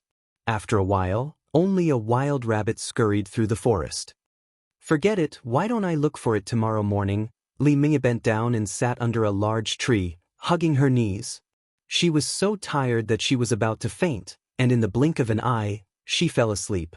She did not know how long she slept for, but suddenly, her nose was filled with a refreshing fragrance. That was the smell of roasted meat? Xianxia immediately woke up and turned to look. There was a faint fire coming from a small valley not far away, as if there was someone there. However, Xianxia knew that anyone who stayed in the Crimson Abyss in the middle of the night was not a good person. At this time, her stomach growled again. That small piece of flatbread was the last of Xianxia's food. She could not help but feel so wrong that she was about to cry. However, the fragrance in the distance was getting stronger and stronger. Finally, the girl could not stand it anymore. She stood up and walked towards the valley. Her straw sandals were already worn out, and the soles of her feet stung when she stepped on the sharp rocks, but she could endure it. The strong hunger was driving her crazy. The moment she climbed up the small hill, she saw an extremely handsome young man in tattered clothes roasting a wild rabbit in the valley. The meat was already cooked, and the oil flowed on the surface, emitting a desirable fragrance. Gulp! Li Mengya swallowed her saliva and stared at the person in the valley from afar with her big round eyes. However, she did not notice that behind her, 2 pairs of red eyes were faintly discernible in the forest, slowly approaching her. Impressively, they were 2 adult swift wolves, also the frequent guests of this forest at night. Roar! Li Mengya finally woke up when the wolves roared. She recognized wolves and was scared out of her wits. After a scream, she held the bamboo pole with her tender hands and pointed it at the 2 wolves in the distance. At the same time, her body involuntarily retreated. Roar! The wolves opened their mouths wide, mucus dripping down from their teeth. It had been a long time since they had seen such a delicious meal. One of the wolves rushed over and bit down on Li Mengya. Kacha! The bamboo pole broke, and the girl rolled down the hill like a ball under the impact of the swift wolf. Roar! Another swift wolf chased after her and bit Li Mengya's neck at lightning speed. Ah! The girl only had time to let out a cry of alarm, but at this moment, suddenly a figure like lightning appeared in front of her. It was the person who roasted the rabbit meat in the valley, only to see him raise his arm horizontally, a faint true energy lingering around his palm, suddenly sweeping out. Bang! Blood splattered. The wolf's head was actually smashed by him. Lin Muyu's body suddenly charged forward, her fist flying out, smashing the other wolf into pieces. Instantly, the wolf's blood splattered all over Lin Muyu's body. Lin Muyu frowned, wiping his bloodied palm on the wolf's carcass. When he turned around, he saw the girl behind him staring at him with a pair of big bright eyes. So powerful. There was a bit of excitement in Li Mengya's eyes. She said, "Who are you? Where did you come from?" "I don't know who I am." Lin Muyu sat down again, tore off a rabbit leg and ate it. She said, "I don't know where I come from. I live in this mountain." "Live in the mountain?" Li Mengya sat in front of Lin Muyu with great interest, hugging her knees, and said with burning eyes, "Immortal? You are an immortal, aren't you?" Grandpa said that a few years ago, this jungle was called the Scarlet Abyss. A god named Lin Muyu was sleeping in the Scarlet Abyss. You are him, you are that god, that immortal, right? Lin Muyu frowned. After entering the Forgotten Realm, he could not remember anything, let alone what a god was, so he said impatiently, "I don't know who Lin Muyu is. I am not an immortal. You should leave quickly. It is dangerous here, not suitable for you." "Immortal, immortal." Li Mengya cheered and said, "I saw an immortal, immortal. Can you summon the wind and rain, swallow clouds and spit out mist?" Lin Muyu said coldly, "Then immortal, do you know how to turn stone into gold, cast beans into soldiers?" "No." Lin Muyu was already very irritated. "Immortal, immortal." Li Mengya stared at him with her big watery eyes. "Do you know about the spiritual stone grass?" "I don't know." After Lin Muyu finished speaking, he suddenly realized that in his short memory, there seemed to be traces of the spiritual stone grass, so he asked, "Why do you ask about the spiritual stone grass?" "Grandpa's leg was broken by a bad person. I want the spiritual stone grass as medicine to treat Grandpa." "Tisk, how old are you, and you still want to treat people?" Lin Muyu smiled disdainfully. Li Mengya did not speak anymore. Her big watery eyes stared at the rabbit meat in Lin Muyu's hand, and she only swallowed her saliva. Lin Muyu looked up and felt a little annoyed. She tore off another rabbit's hind leg and placed it in front of the girl, saying, "Eat this. After you're done, spend the night in the cave over there. Leave at daybreak tomorrow. This is not a place you should be in." "Thank you, immortal." Li Mengya took the rabbit leg and thanked him happily, then began to reject it, and in the blink of an eye, she finished it. Lin Muyu secretly complained, how could this child eat so much? So he tore off another big piece of rabbit meat and handed it to her, saying, here, this is for you too. Li Mingya's face was full of joy. Thank you, you really are an immortal. Grandpa said that the gods in the empire are good people who pity the state of the universe. They save the suffering and enlighten the lost. Really? Lin Muyu sneered, although she did not know why she sneered. Late at night, Lin Muyu found some hay to spread in the cave, so that Li Mingya could sleep well, while he leaned against the stone wall, searching for the power in his body, but it seemed that all the power in his body was sealed. He could feel the waves of divine power in his Ihai, but he could not summon a single strand of divine power, as if the power had been forgotten, and he could only use a little true qi. Sigh. He sighed, looked at the starry sky, and muttered to himself, who am I? Why am I here? Immortal. Beside him, Li Mingya turned over in her sleep, hugged Lin Muyu's wrist, and said with a sweet smile, I saw an immortal, I saw an immortal, immortal. Lin Muyu could not help but smile lightly. I am an immortal? What a joke! What a fool! The next day at dawn, Lin Muyu roasted another wild rabbit, and after sharing it with the girl, said, okay, let's go our separate ways. You go find your spirit stone grass, I go find mine. Immortal, what are you looking for? The girl asked with wide eyes. None of your business. Lin Muyu had even forgotten who she was, so naturally she felt very annoyed and said, don't bother me anymore. Li Mingya looked wronged, said, I just want to help you. Help me? Lin Muyu sneered, didn't you say that I am an immortal? Immortals are omnipotent, why would I need your help? Yes, immortals are omnipotent. Li Mingya clapped her hands and laughed. Then immortal, can you tell me where the spirit stone grass is? I don't know. Lin Muyu was about to break down, and pointed to the front. You go east, I go west, and we won't disturb each other. But immortal, you are pointing to the south. Me. Lin Muyu's state of mind was undoubtedly broken at this moment, and with a leap, his feet flew over the small hill like the wind, and in the blink of an eye, he was already a few miles away, shaking off the little girl behind him. Omnipotent immortal? He laughed coldly. If I am omnipotent, I will know who I am. Immortal. Mortal. Li Mingya's voice echoed in the forest for a while, and she finally gave up looking for the immortal, and found the broken bamboo pole. Although it was already broken, it was her only weapon.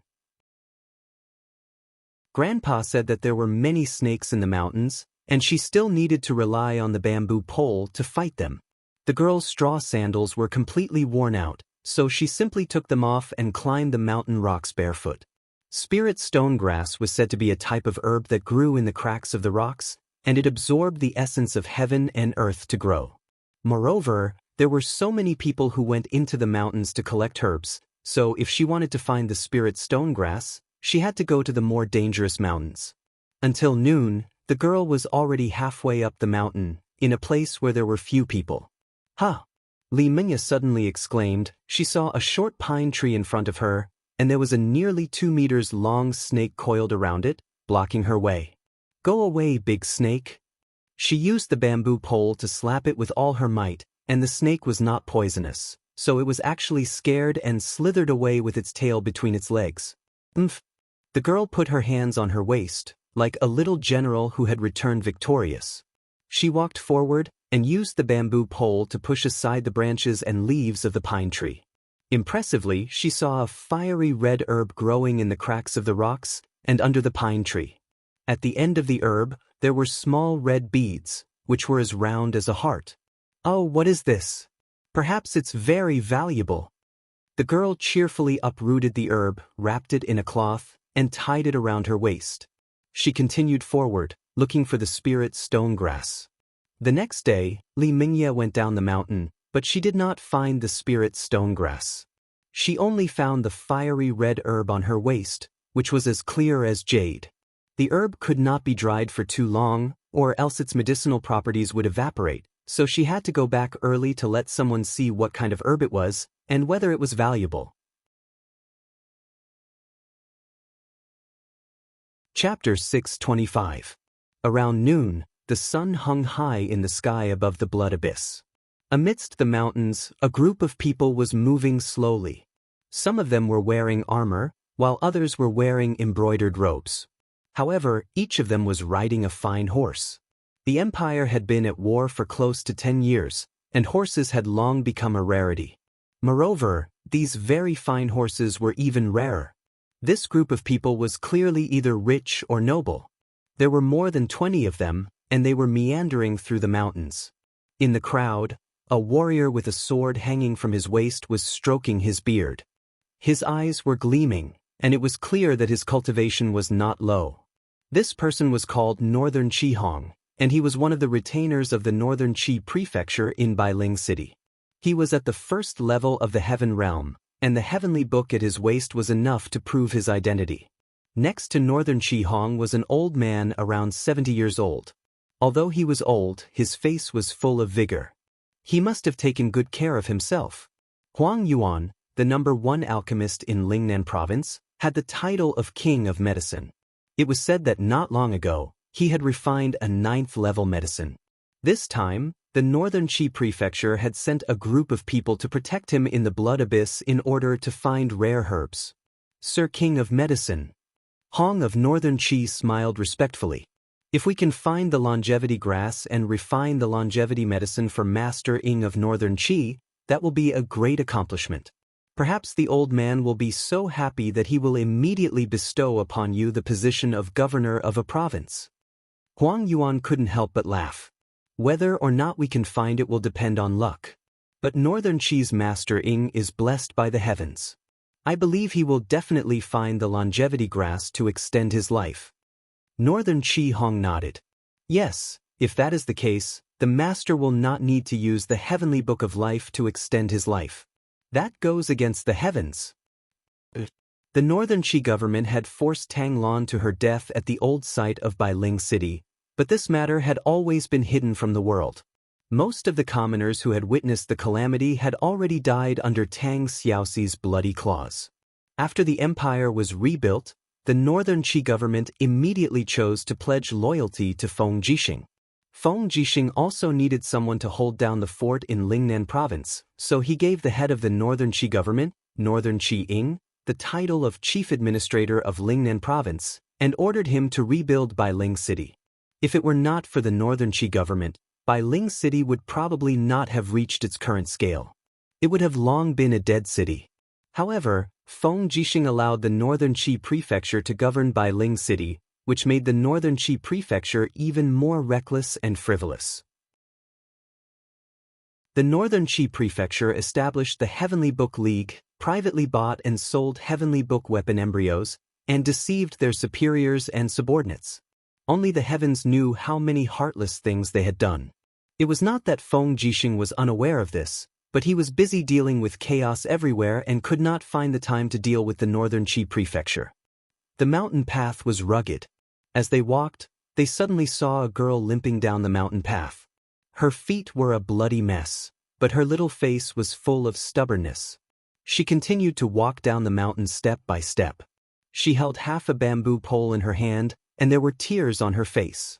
She must have fallen and cried in pain. There is a girl in the mountain? Northern Qi Hong looked from afar and couldn't help but frown. Huang Yuan's gaze turned cold.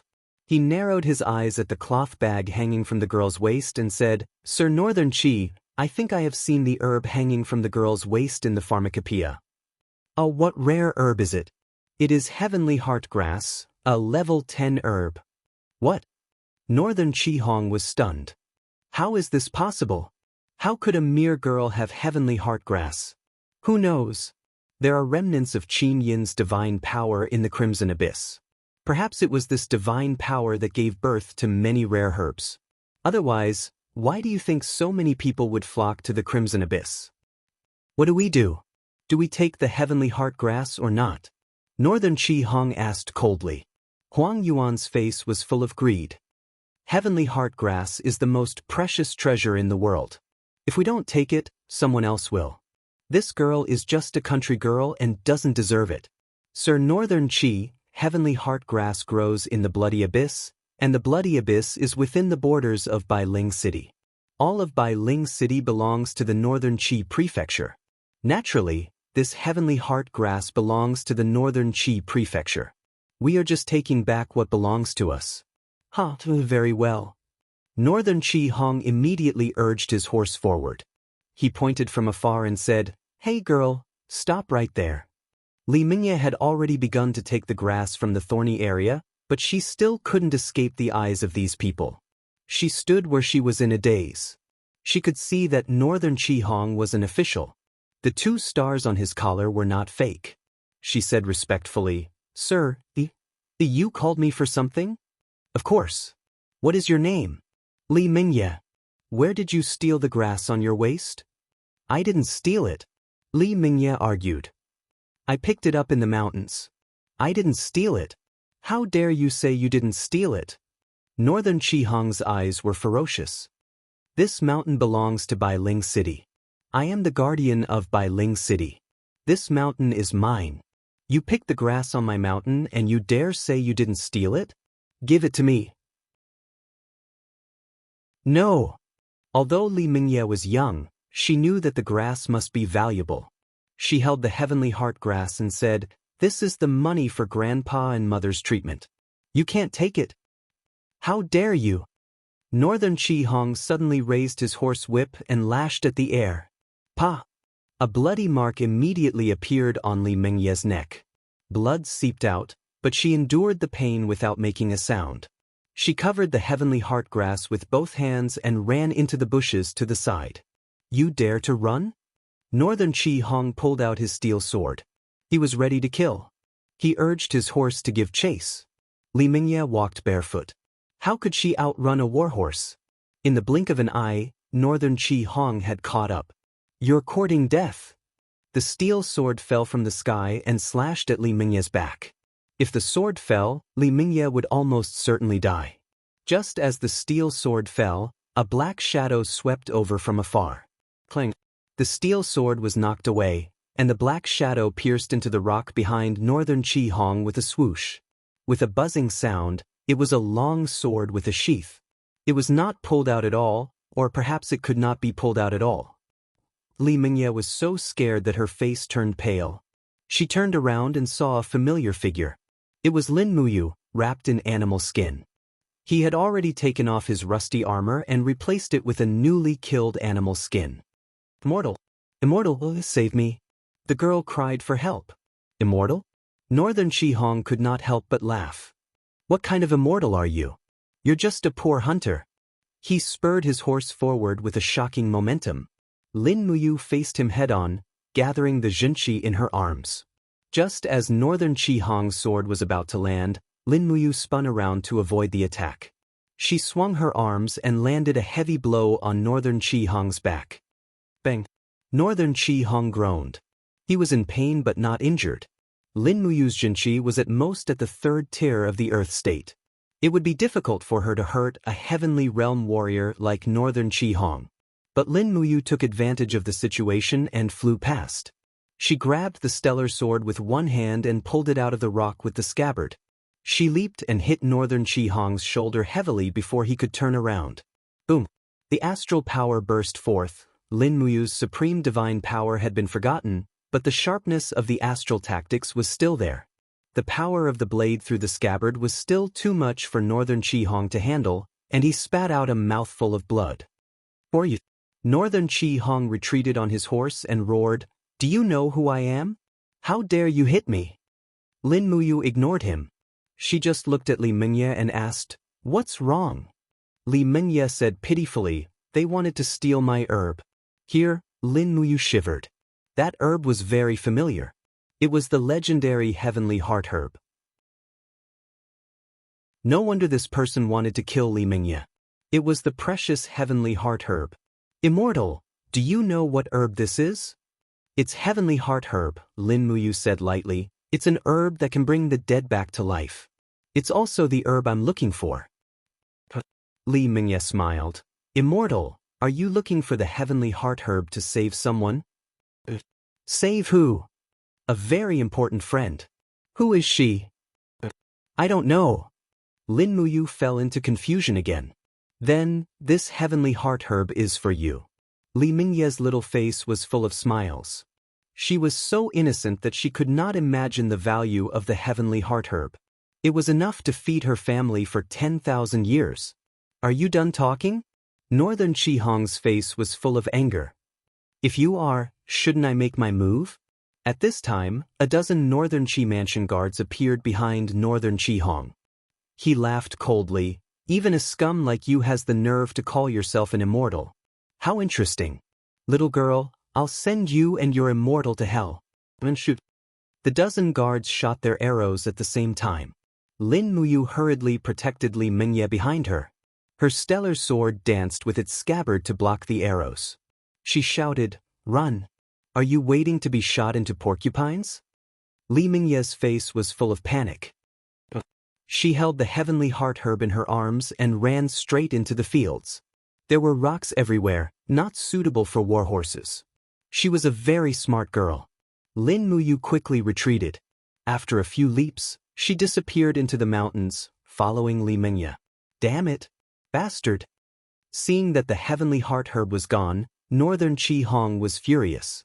He shouted in a low voice, "Men, write a letter back to Bailing City. Ask Master Fan Yun to come and help us kill this kid." Behind him, Huang Yuan slowly approached. His eyes shone with a faint light. He said, "Wait, Sir Northern Qihong. Haven't you noticed that this person is very strange?" "What's strange about him?" "His blade is not out of its scabbard, but it is very powerful. Furthermore, his appearance is very similar to a legendary person. More importantly, his boots, they are commander-level boots made by the Empire 5 years ago. I remember them very clearly." "Sir King of Medicine, are you saying that this kid is the Lin Muyu sleeping in the blood-red abyss?" Northern Qihong was stunned. He could not help but laugh. "This is impossible, absolutely impossible." Before Lin Muyu fell asleep again, he displayed his divine power. He is a god. If he really was a god, I'm afraid I would have been killed just now. Yes, because of this. Huang Yuan's eyes shone with a fierce light. He said, "This proves that Lin Muyu's power has been sealed. If we don't kill him now, when will we?" Lin Muyu is Feng Jixing's brother. If we kill Lin Muyu, Feng Jixing, if we don't say anything, who in the world will know that we killed Lin Muyu? Okay, go and ask Master Fan Yun to come immediately.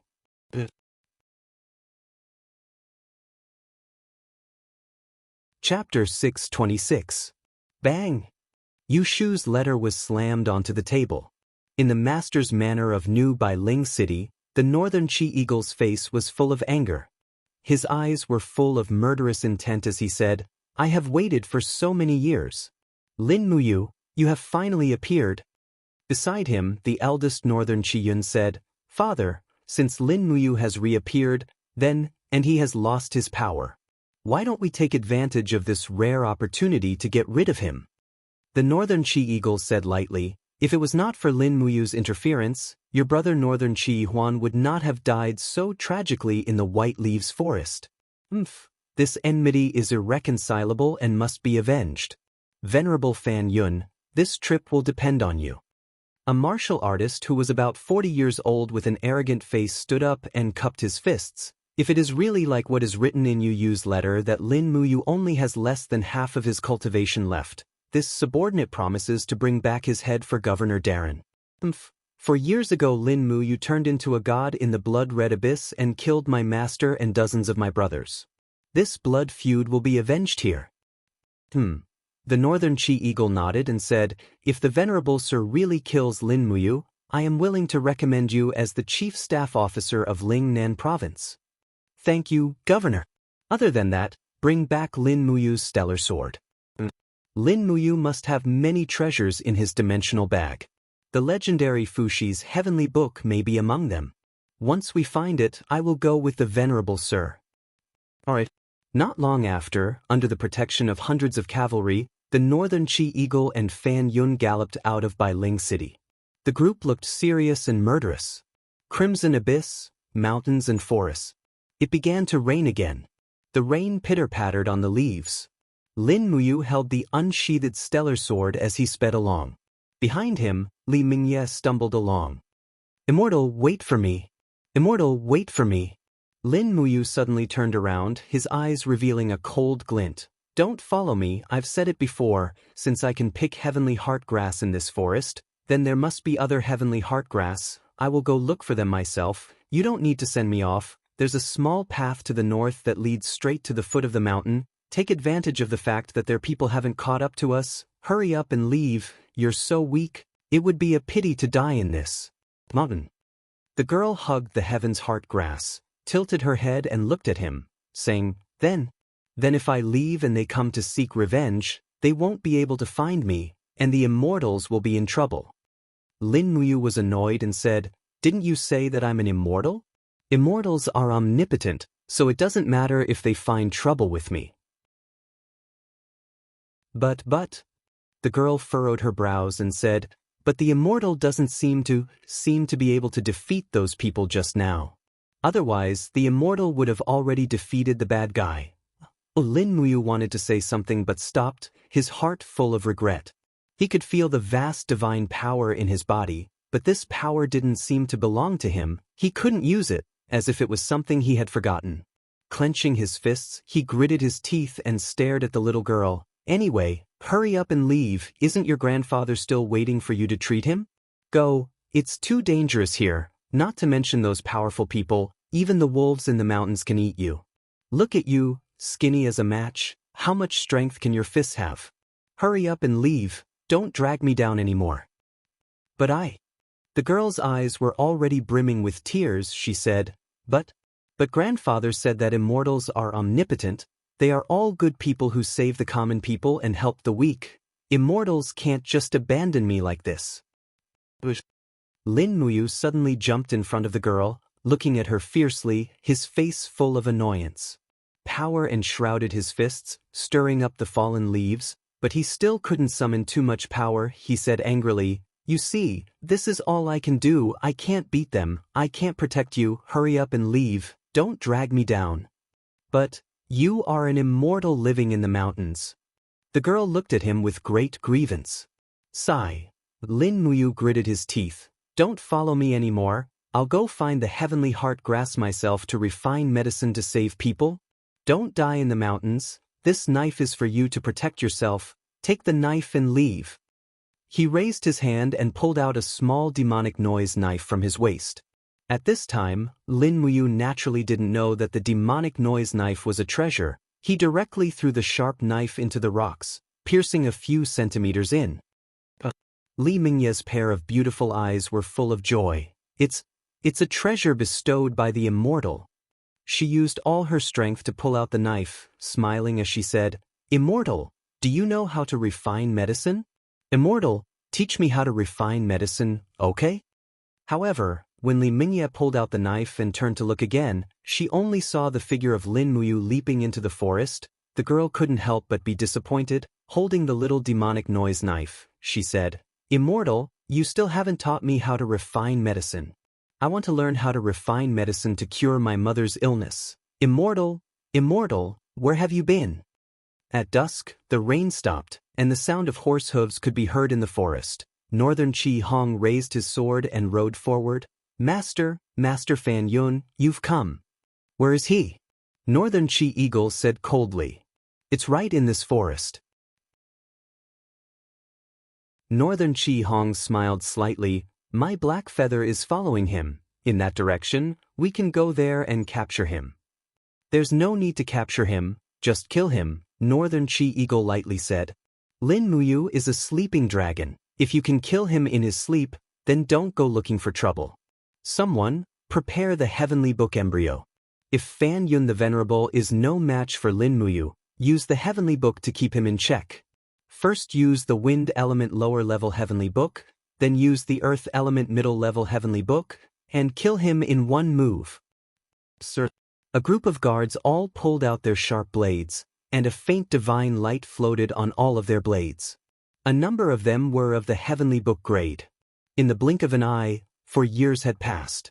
There were many people in the land who could write heavenly books, and there were even more who could write earthly books. Earthly books were no longer rare. Presently, it was the world of heavenly books, and as the foremost heavenly book family in Lingnan, the northern Qi prefecture did not lack for heavenly book embryos. In order to kill Lin Muyu, Northern Qi Eagle took out almost all of his wealth, using all 5 heavenly book-grade embryos he had written in 4 years. In the mountain forest, an agile figure climbed back and forth between the mountain rocks. It was Lin Muyu, who carried the stellar sword on her back. A faint Xianxia light lingered around her battle boots. Each leap left a shallow footprint on the mountain rocks. Unfortunately, although the spiritual energy in the mountain was abundant and medicinal herbs grew everywhere, she still did not see the heavenly heart grass. Hee. When she leaped up, she suddenly saw a black shadow circling in the air. It was a falcon. It seemed that he had been circling above her for a long time. Lin Muyu couldn't help but furrow his brows. This falcon seemed to have ill intentions. Had she already been targeted? In a moment of distraction, her feet slipped and she lost her footing. Her entire body immediately fell down the rock wall. Her right hand trembled. In a moment of desperation, she condensed a faint king's fighting flame. Her hand grabbed onto the rock wall like a sharp claw. Only then did she stop her body. Whoosh, whoosh. Looking down at the bottomless abyss, she couldn't help but feel a lingering fear. If she had fallen down, she would certainly have been smashed to pieces. After all, she wasn't a real immortal. Right? She didn't even know who she was. Perhaps she really was an immortal. Looking at the faint king's fighting flame that lingered around her palm, Lin Muyu couldn't help but smile. Her naturally optimistic spirit was useful at this time. If she really was a god, then she wouldn't be afraid of any mortal spying on her. At this moment, Lin Muyu glanced around and saw a green medicinal herb growing between the rock peaks. It emitted a faint fragrance. The appearance of this herb was very familiar. Yes, it was the spirit stonegrass, a rare herb that could speed up the healing of bones. It was also the herb that the little girl had been looking for to heal her grandfather. That stupid girl. Lin Muyu smiled faintly and raised her hand to pick the spirit stonegrass and put it into her bosom. If she could see the stupid girl again, she would give this spirit stonegrass to her. However, in this forest of mountains, it would be too difficult to see her again. Kiki. The cries of the falcon in the sky became more and more mournful. Lin Muyu climbed up and stepped on a green rock. Looking up at the falcon, she frowned and said, "Who raised this feathered beast? I can't let it live." He picked up a small stone, slowly bent his body, and suddenly threw it. Whoosh! The falcon in the sky screamed and rolled a few times in the air. Flustered and exhausted, it flapped its wings and flew down. It was injured, but it didn't seem to be fatal. Count yourself lucky. Lin Muyu's lips curled up. Jumping up to another rock, she continued to look for heaven's heart grass. Hey you! At the bottom of the mountain, Northern Qi Hong frowned and said, "Master, it's not good. Hey Yu is injured. It must be Lin Muyu's doing. She has already discovered Hey Yu's existence." Where's Lin Muyu? On the east side of the mountain. Full speed ahead. Yes. After nightfall, Lin Muyu's search for heaven's heart grass was fruitless, so he could only go down the mountain. Along the way, he used a stone to kill 2 wild rabbits and used them as food. He began to gradually familiarize himself with this body and felt the power in his body. However, he couldn't recall all of his abilities in such a short amount of time. After going down the mountain, he picked up a pile of firewood and used the king's fighting flame to light a fire. After skinning the wild rabbits and removing their innards, he placed them on the fire to roast. Then, he gripped the stellar sword and slowly used force to pull it out. However, the blade was completely sewn and could not be pulled out. "It can't really just be a piece of scrap metal, can it?" he said angrily. However, Lin Muyu was completely unaware that in the forest behind him, cold poisoned arrows were already aimed at him, waiting to be fired. The sound of bowstrings being pulled taut mixed with the night mountain wind. Northern Qi Eagle stood in the forest in a black robe. Looking at the completely unaware Lin Muyu, he lightly said, "Release the arrows. Kill him."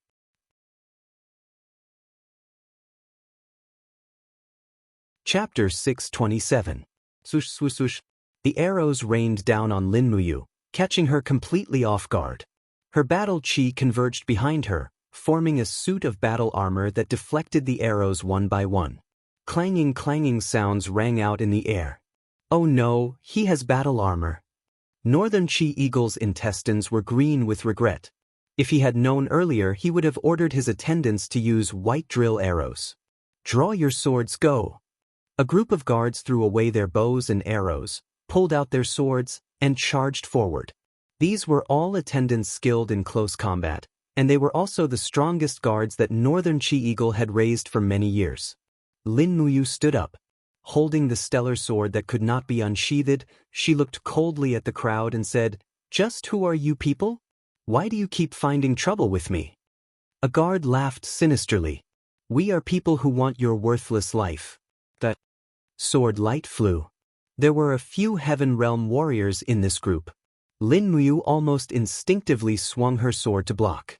After the scabbard knocked away a guard's long sword, her body spun, and the hilt of the sword, which contained great power, slammed heavily into the guard's chest. Her battle boots flew out and sent the first Heaven Realm guard flying. It was clear that Lin Muyu's strength was recovering. Northern Chi Hong's heart chilled. 3 to 5 Heaven Realm warriors attacked together, but they couldn't do anything to Lin Muyu. He quickly turned to Northern Chi Eagle and said, "Master, Lin Muyu's strength is constantly recovering. I believe it won't be long before he recovers. Fan Yun, please attack immediately and kill Lin Muyu before his strength recovers."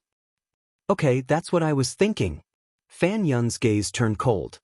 He had already stepped out of the forest, and the pressure of his domain spread out in the surroundings. Immediately, the guards who were fighting retreated. Rustle, rustle, rustle. The pressure of his domain made the gravel on the ground tremble. Fan Yun walked toward Lin Muyu with his hands behind his back like an expert. There was a faint smile on his lips. "Lin Muyu, do you still recognize me?" "Lin Muyu? Who did you say is Lin Muyu? And who are you? Do you know me?" Lin Muyu felt as if she had grabbed onto a life-saving straw. Someone actually knew who she was. Of course I know you. You massacred my sect. I haven't settled this debt with you yet." Fan Yun's domain pressure became stronger and stronger. Finally, with a bang, the animal skin robe in front of Lin Muyu's chest exploded. This kind of animal skin could no longer withstand the pressure of Fan Yun's concentrated force field. Immediately after, the stones around Lin Muyu also exploded. Lin Muyu naturally didn't feel good either. His body felt like it was about to be crushed. Although he wanted to resist, he didn't know how to do so.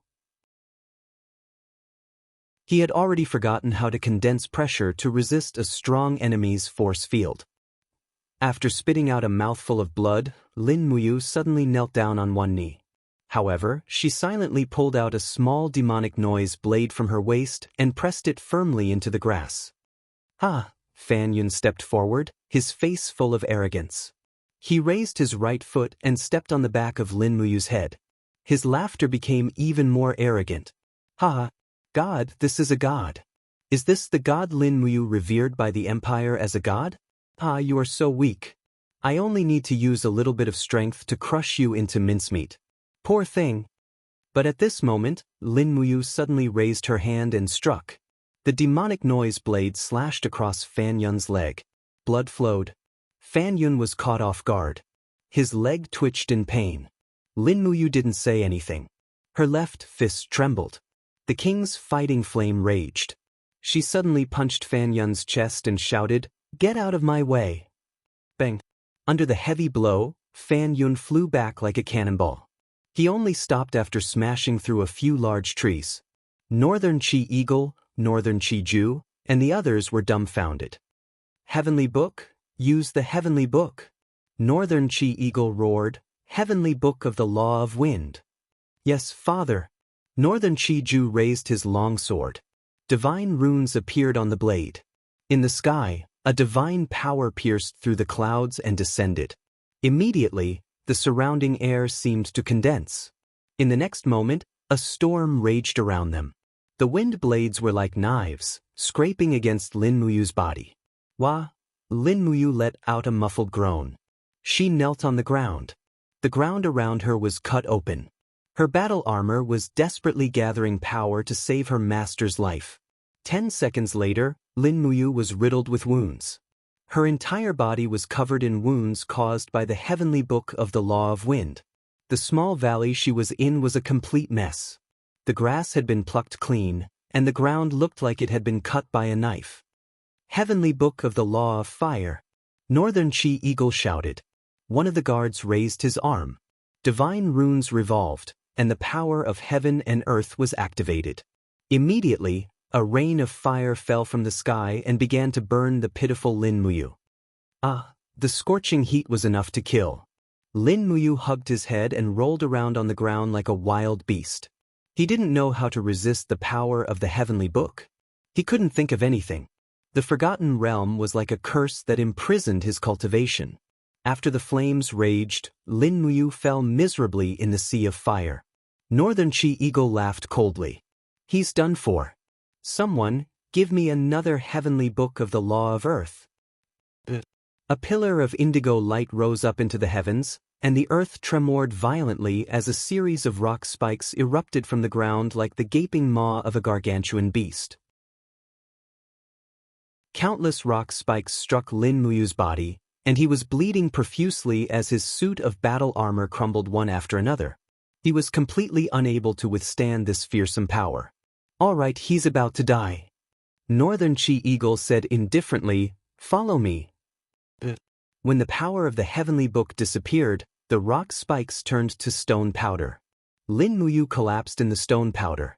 Northern Chi Eagle walked forward and pulled out the Qingkuan pouch from his waist. He reached into the pouch and finally pulled out a golden heavenly book. It was the legendary Fuxi heavenly book. It's the heavenly book. It's the Fuxi heavenly book left behind by the god Emperor Fuxi. I found it. Northern Chi Eagle seemed to have found a treasure. He trembled with excitement. I found the heavenly book. Flipping open the heavenly book, lines of words immediately came into view. At this time, Northern Chi Ji walked forward, pulled out his long sword, and pressed it against Lin Muyu's chest. Father, I will finish him off to avenge my second brother. Wait! Northern Chi Ji flipped to the last few volumes of the heavenly book but couldn't see a single word. He couldn't help but say, this is a wordless heavenly book. I still have things to ask Lin Muyu. Tie him up and break his sea of energy. Northern Chi Ji smiled slightly. The blade of his sword swept across and pierced through Lin Muyu's sea of energy. Immediately, Xianxia flowed out. Following that, he used the tough nihility ox tendon to bind him tightly. The nihility ox tendon was resistant to water and fire. It was a good material for bowstrings, but it was also excellent for binding people. The more one struggled, the tighter it became. It was impossible to break free. At night, everyone set up camp in the cave. They threw Lin Muyu into the innermost part of the cave. After splashing water on him, he still did not wake. His injuries were too serious. Not long after, everyone became drowsy. Outside the cave, the fire flickered. Lin Muyu slowly woke up. He felt pain all over his body. He struggled for a while and then gave up. His state of mind was a mess. Fan Yun said he was a god, but how could a god be reduced to such a state? At this time, a rustling sound came from behind him. It was as if someone was cutting the nihility ox tendon binding him. Turning around, he saw a familiar face. It was that little girl, Li Mingye. Shoo, Li Mingye made a quiet gesture. She then held the little demonic knife that Lin Muyu had given her and slowly cut the nihility ox tendon. Fortunately, it was a sharp demonic knife. If it had been any other dagger, it would not have been easy to smoothly cut the nihility ox tendon. Patter! The nihility ox tendon broke one by one, but the closest guard was only a few meters away. Lin Muyu could not summon up any strength in his body. The remaining Xianxia in his sea of energy had all been drained. Li Mingye stretched out her hand and pointed behind her. In a small voice, she said, "There is a cave in this cave. We'll crawl out from here. Be quiet, immortal." At this time, when Lin Muyu heard immortal, he immediately felt it was particularly ironic. If he really was someone, Why would he need a girl who had no strength to truss a chicken to save him? Li Mingye acted as Lin Muyu's walking stick. Supporting him, she slowly slid into the cave. They followed the cave for about 1 or 2 li and immediately appeared on the other side of the mountain range. Immortal were safe. The girl happily spun around on the grass. She waved her hands and feet as she took out the sky heart grass from her waist. Immortal, I'll give this to you. You need it so much. No, I'll get it myself. Immortal is so stingy. The girl pouted. Lin Muyu thought of the sky heart grass. Unfortunately, it had already been crushed by the heavenly book of the law of wind. Otherwise, she could have given it to the girl to treat her grandfather. At this moment, a torch suddenly flickered in the distance. The sound of horse hooves rang out. Northern Cheese Eagle, Fan Yun, and the others had caught up. Hurry up and leave. I'll hold them off. Lin Muyu opened his hands, but he could not summon up any strength. Li Mingye widened her eyes in panic. Immortal, we can't escape, can we? The warhorses came very quickly. In the blink of an eye, the people of Northern Qi had already surrounded the two of them. You still want to leave? This little girl is really a hindrance. Fan Yun snorted coldly and suddenly opened his palms. An invisible force whistled through the air. Immediately, Li Mingye was caught in Fan Yun's hands. Her face flushed red. She whimpered, Immortal, save me. He's an immortal? Fan Yun could not help but laugh. He's just a useless piece of trash right now. No, an immortal is omnipotent. Li Mingye argued loudly. How annoying. Fan Yun suddenly swung his arms. Suddenly, Li Mingye's body crashed into a distant tree, and there was no sound. Lin Muyu gritted his teeth. A blood-red power circled in his eye. He clenched his fists and roared, You bastards, why do you want to kill the innocent? Bang. Fan Yun heavily slammed his palm into Lin Muyu's chest, directly pressing him into the rock wall behind him. The rock layer cracked. Fan Yun laughed sinisterly. Lin Muyu, you're not a god anymore. You're just a piece of trash. What right do you have to be so arrogant? As he spoke, Fan Yun raised his left hand. A black longsword, sheathed in its sheath, pierced Lin Muyu's left shoulder, nailing him to the rock wall. Blood splattered everywhere. That longsword was Lin Muyu's stellar sword. You're a god? Fan Yun laughed loudly. He opened his right palm, and flames soared into the sky. This palm was filled with murderous intent. Presumably, he wanted to use the power of the law of fire to send Lin Muyu on his way. Don't hurt him. Behind him, a petite figure rushed over and slammed heavily into Fan Yun's back. Li Mingye cried out and was sent flying by the impact of her battle armor. You annoying fly. Fan Yun was unable to restrain his anger. He pressed his palm down and immediately, a chain of fire wrapped around the girl. So painful, the heavenly heart grass in the girl's hand was turning into ashes. The flames engulfed her beautiful face and body, but she still widened her eyes and looked at Lin Muyu on the rock wall. Immortals are omnipotent. Tears flowed out of Lin Muyu's eyes as she let out a cry like a wild beast. For her, there was nothing he couldn't do. Hong! A golden light shot out, and the supreme divine power returned to Lin Muyu's body like a storm. His eyes were slowly plated with gold. At the same time, dragon scales covered in flames flew out from the alternate space and condensed inch by inch around Lin Muyu to form a suit of armor. This was the armor of the awakened Acatosaurus. Pooh! Pulling out the long sword from his shoulder, Lin Muyu roared crazily. The stellar sword was slowly unsheathed, and a golden light soared into the sky. All of you must die.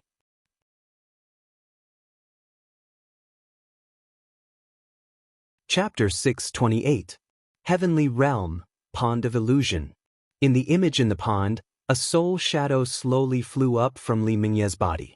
That beautiful face seemed familiar. She looked at Lin Muyu with a smile. Her gaze was full of longing.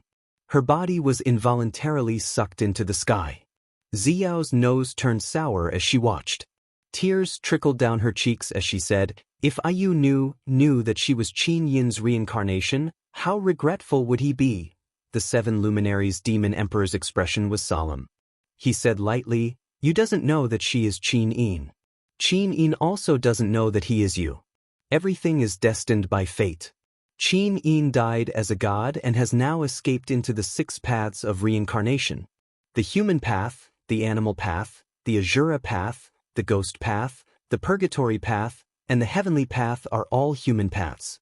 Sigh, he paused and then said, "However, without Qin Yin's sacrifice, I'm afraid you would not have been able to break through to the Forgotten Realm and truly form this supreme destiny." Xiao was silent. Boom!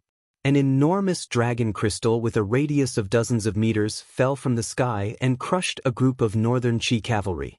The dragon crystal fell to the ground and created a powerful impact that threw a group of cavalry nearby into a complete mess. Lin Muyu wore dragon armor formed by Acatosaurus. There was not a trace of emotion in her golden eyes. She raised her long sword and suddenly cut through the air. Fan Yun was dumbfounded. He quickly raised his arm. The light from the embryo of the sword shot into the sky. It was an exquisite book of the laws of ice. Immediately, a huge ice shield formed in front of him. Boom! The sword chi cut through the air, splitting the ice shield and Fan Yun's body in two. Fan Yun didn't even have time to make a sound before he was killed. He probably didn't think he would end up like this. "Father, let's go." Northern Qi protected the Northern Qi eagle and fled in panic, but how could they escape? In the sky, golden clouds covered the sky. Lin Muyu stepped on the void, and with every step she took, golden god force rippled outwards. In her EC, a golden godhead slowly condensed, and endless god force flowed into Lin Muyu's body. The supreme godhead's god force far surpassed the other 4 grades of godheads, and the destructive power it could produce was naturally earth-shattering.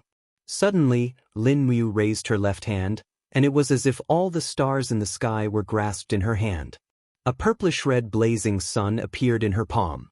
It was the 6th form of the astral arts, Purple Sun Shakes the Earth. Lin Muyu had been in slumber for 4 years, and the Supreme Sovereign Personality had also been dormant for 4 years. This was enough time for Lin Muyu to comprehend the higher level of the astral arts. The rays of the violet sun illuminated the night as bright as day. Lin Muyu stared at the ground with his golden eyes. At this moment, he was like a god looking at the ants on the ground. All life and death was in his hands. Buzz! With a wave of her arm, the energy of the violet sun fell onto the ground. Ah!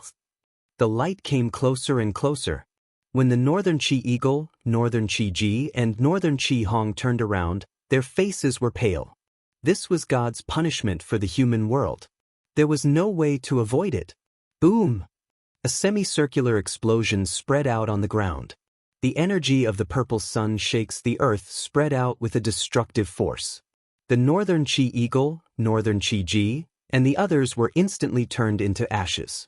Even the ground, forests, and mountains were blasted into a basin. What more these people's bodies of flesh and blood? An abyss with a radius of several hundred meters appeared in the Crimson Abyss. The 6th form of the star incantation's destructive power was a little too strong. Its power was almost equivalent to a large-scale magic crystal cannon shell, and its destructive power was even stronger. There was no one left alive in this forest. With the recovery of her divine power, Lin Muyu's memories had completely recovered. She murmured, "Xiaoyin, where exactly are you?" The golden divine light around her body slowly dissipated. Lin Muyu shed his supreme beginner god form. The golden light in her eyes also faded. The dragon armor broke down and turned into Acatosaurus. With a howl, it fell to the ground with its master. Lin Muyu picked up her Qianquan bag from the ground. The things inside were all there. The Northern Qi Eagle did not touch them. He found a white robe from the bag and put it on. He looked completely new. Then he found Li Mingye's charred body among the corpses and ashes. He wrapped it in a cloth. Carrying her body, he leaped into the air and entered the realm of controlling the air to fly. The cloak behind him flapped. Lin Muyu flew faster and faster. There was a boom behind him, creating a sonic boom. This proved that his flying speed had surpassed the speed of sound. However, his divine power was still enough. As he continued to increase his speed, the plane in front of him suddenly began to have layers. It was as if countless blocks had appeared in front of him, allowing him to pass through them. Was this the power of breaking through the void? The power of the fourth dimension? Swoosh! In the blink of an eye, he had already appeared 20 miles away. This was probably the furthest teleportation distance that a cultivator at the first level of the godly state could achieve. In the middle of the night, Lin Muyu descended from the sky and landed in the quiet town. According to what Li Mingye had told you earlier, her home should be here. Lin Muyu carried Li Mingye's body and slowly walked through the town. Finally, she met a night watchman. She asked respectfully, "Sir, may I ask, where is Li Shu's home?" "Li Shu." The night watchman raised his lantern and found the 3 shining stars on Lin Muyu's collar. He was immediately scared out of his wits. Those who could have 3 stars were at least high-ranking officials of the general rank. He had never seen one. However, he did not know that Lin Muyu was the Qin king of the 3 kings. Otherwise, he would have fainted. "Li Shu, it's the last family on this street. It's the family of Qingmu sect." "Oh, thank you very much." Lin Muyu carried Li Mingye's body and walked straight to the house. As expected, there was a house with a green door. Li Shu's leg was injured. He did not knock on the door and jumped into the yard. He knocked on the door of the hut and said, "Is anyone there?" "Who is it?" Li Shu woke up from his sleep. Lin Muyu said, "Li Ming, she passed away. I'm here to send her home." "Ah, my granddaughter." The old man rolled down from the bed and stumbled to open the door. He saw Lin Muyu carrying Li Mingye's burnt body. Lin Muyu was wearing the armor of a high-ranking military officer. There were even golden-purple flowers on her cloak. However, the old man no longer had any respect for her. He recognized Li Mingye's face and knelt on the ground, crying. Lin Muyu also knelt in front of Li Mingye's body and said, "Old man, she was a good girl. She was killed by the bad guys to save me. Don't worry. I'll take care of you for the rest of your life." As she spoke, Lin Muyu took out a gold note and slowly placed it on the ground. "This is 100,000 Jinin coins. It's enough for you and Mingye's mother to live for the rest of your life. When I return, I'll send someone to bring you to live in Lanyan City in the capital." "Can this money buy back Mingye's life?" The old man's voice trembled. Lin Muyu's heart ached. She knelt to the old man and said, I'm sorry. I couldn't protect Mingye and let her die. For you. My name is Lin Muyu. You." The old man was terrified. "You're the Qin king, Lin Muyu?" "The Qin king? Maybe." Lin Muyu said lightly. "The Qin king. He has ascended to become a god." "Are you a god?" "I think." "My god." Li Sui quickly stood up to help Lin Muyu. "A god shouldn't kneel to a mortal." "I can't accept it, no." Lin Muyu said, "Humans and gods are one. There's no difference at all. Old man, I've wronged Mingye. I hope you can forgive me. I've already killed the person who killed Mingye. I've avenged Mingye." "That's good." Li Sui's voice trembled. "Your Highness, you're the hero who defeated the demons. If it weren't for you, Lingnan would have become the demon's territory. You saved the world and humanity. You don't have to feel guilty about anyone. It's her honor to die for your Highness. No, she didn't have to die for anyone." Lin Muyu bowed deeply again and said, "I'll be leaving soon. Please take care, old man." Soon, the Valiant Dragon Legion will send someone to pick you and Mingye's mother up to live in Lanyan City. You won't have to worry about food or clothing for the rest of your life. "Thank you, Your Highness." The old man kowtowed again. When he looked up, he found that Lin Muyu had already stepped into the void and disappeared in the wind. The old man was dumbfounded. He murmured, "Is that a god?" After forming the Supreme Godhead, Lin Muyu had already sensed that Qin Yin's aura was no longer in the Crimson Abyss. Even her Godhead fragment had disappeared with the passage of time. There was no longer any need to stay in the Crimson Abyss. However, he heard that Tang Xiaoxi was not dead, so the most important thing was to find Tang Xiaoxi and find out what happened back then.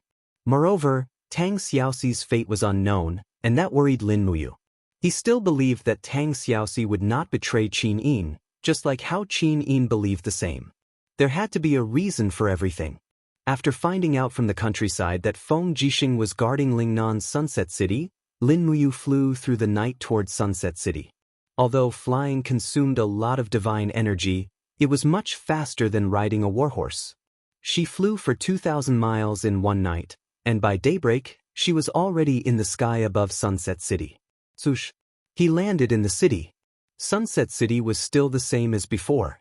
A group of peddlers selling sesame seed cakes and youtiao stared with their mouths agape at this person who had descended from the sky.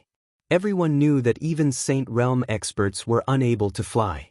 There were only two types of people who could descend from the sky. One was a birdman, and the other was a god. The young man before them was clearly the latter. Lin Muyu did not look at everyone's astonished gazes and went straight to the Sunset Palace. The Sunset Palace was still as glorious as before, but the decorations were a lot simpler. The glass palace lanterns had been moved away, and a group of soldiers wearing the Imperial Guard's military uniforms stood guard outside.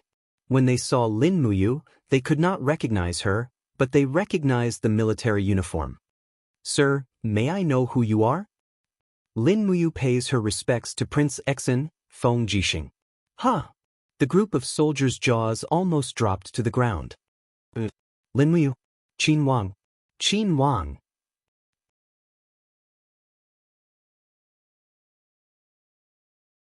Chapter 629. The signboard of the Sunset Palace had been changed to Prince Xian's manor. In a pavilion deep in the manor, the guards had all been sent away. A person was sitting on the ground in the pavilion, and streams of divine heaven realm profound strength circled around his body. A faint golden glow appeared on the surface of his body. This was the outward appearance of a descending arhat at the 7th level of the Vajra physique. This person was none other than Feng Jixing. "Huh!" Feng Jixing opened his eyes abruptly. His spiritual senses had already sensed an extremely familiar aura approaching. However, it was different from the original aura. This aura was indistinct and contained a vast power source of righteousness. It seemed to be Lin Muyu's, but it was not the original Lin Muyu. "You?" Feng Jixing was stunned for a moment. He flipped over and stood up, not even taking the windslasher saber that he had placed on the tiles. With a single leap, he leaped out several tens of meters, heading straight for the outside of Prince Xian Manor. Outside the manor, a group of guards were kneeling, all of them wearing respectful expressions. Before them was Lin Muyu. 4 years had passed in the blink of an eye, and Lin Muyu's disposition and power had undergone a tremendous change. Even Feng Jixing could not tell how strong she was. Right now, Lin Muyu was like an abyss that had existed for 10,000 years. She did not reveal her abilities, but she was calm and composed. With a flash, Feng Jixing hugged his good brother.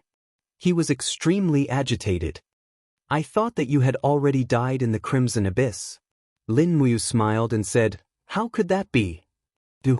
Feng Jixing let go of Lin Muyu. He could see the faint golden flowing light on the surface of Lin Muyu's body and asked, "You've already stepped into the divine level?" Lin Muyu nodded. "That's great." Feng Jixing clenched his fists and said with a smile, "The first of us 4 heroes of Lanyan to step into the divine realm has finally appeared. Needless to say, you won't ascend, right?" Lin Muyu's expression was gloomy. "Before I find Xiao Yin, I will not ascend to the heaven realm. Big brother Feng, it's all thanks to you, otherwise, the empire would have been torn apart." Feng Jixing patted him on the shoulder. "Come on, let's go in and have a few drinks. We'll talk slowly." "All right."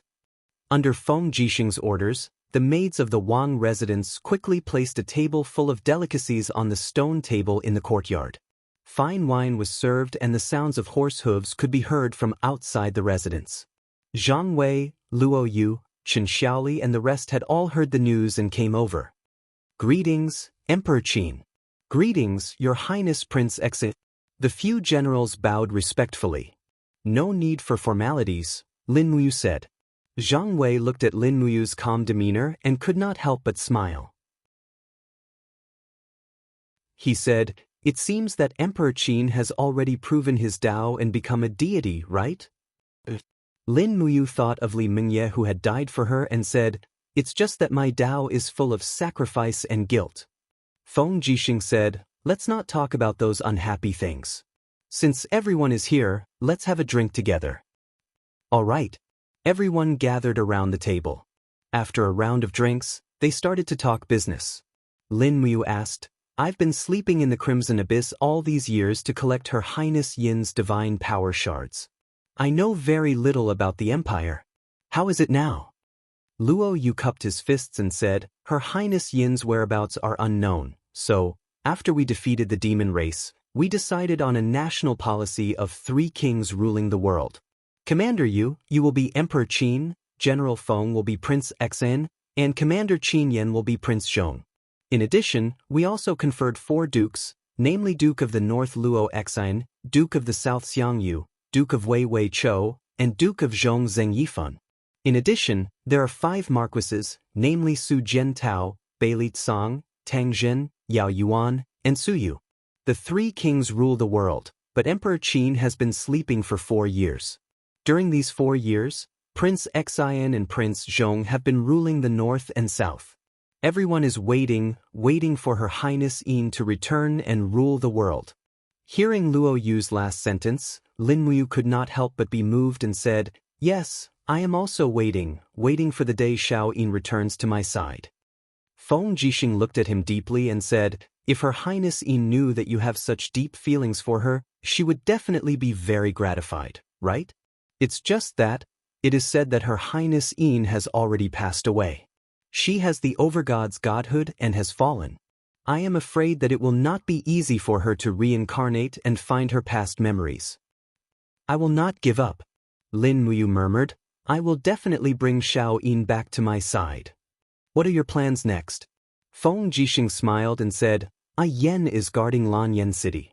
He is well versed in martial arts, but he is quite clumsy in governing the country. Fortunately, Su Yu is assisting him, so Lanyan City can be maintained without chaos. But this is not a long-term strategy. You should return to Lanyan City to take charge of the overall situation. The Empire needs you. Before Her Highness Yin returns, you should guard this country for her." Lin Muyu did not express his opinion and asked, "How is the situation with the demon race?" "Qian Feng has retreated to Tongtian province. He is afraid of the power of the magic crystal cannons, so he is on the defensive. Our spies are unable to enter Tongtian Gorge, so we are unable to find any news about the demon race's fairies' capital. What about Xiaoxi? Is there any news about Xiaoxi?" "I have been sleeping in the blood-red abyss for so many years, but I have not sensed the slightest trace of Xiaoxi's aura. She must still be alive. Someone saw that princess she was captured by the demon emperor and the sage master. Perhaps, Princess She is in the demon race's fairies' capital now," Zhang Wei said. "What?" Lin Muyu stood up in shock. "Xiaoxi is in the fairies' capital? It's just a possibility," Feng Jixing emphasized. He was afraid that Lin Muyu would be rash and charge into the demon race alone. This was not a good thing. Even though he had already stepped into the god state, if the demon emperor, the sage master, and Qian Feng joined forces, the chances of Lin Muyu winning were not high. "I know which army is in Lingdong province. Duke Wei Wei Chou is in charge of the Longdan army camp and is guarding Lingdong province." Yes. At this moment, Lin Muyu had already made up her mind that Lingdong province would be her home. After all, Qin Yan and Qin Yin had been guarding Lanyan City for 4 years. It would not be good if she replaced them. Moreover, Lingdong was closest to the demon race. Instead of waiting aimlessly for Qin Yin to appear, she might as well make use of this time to exterminate the demon race. Although the demon race was strong, Lin Muyu had stepped into the godly state as a supreme being.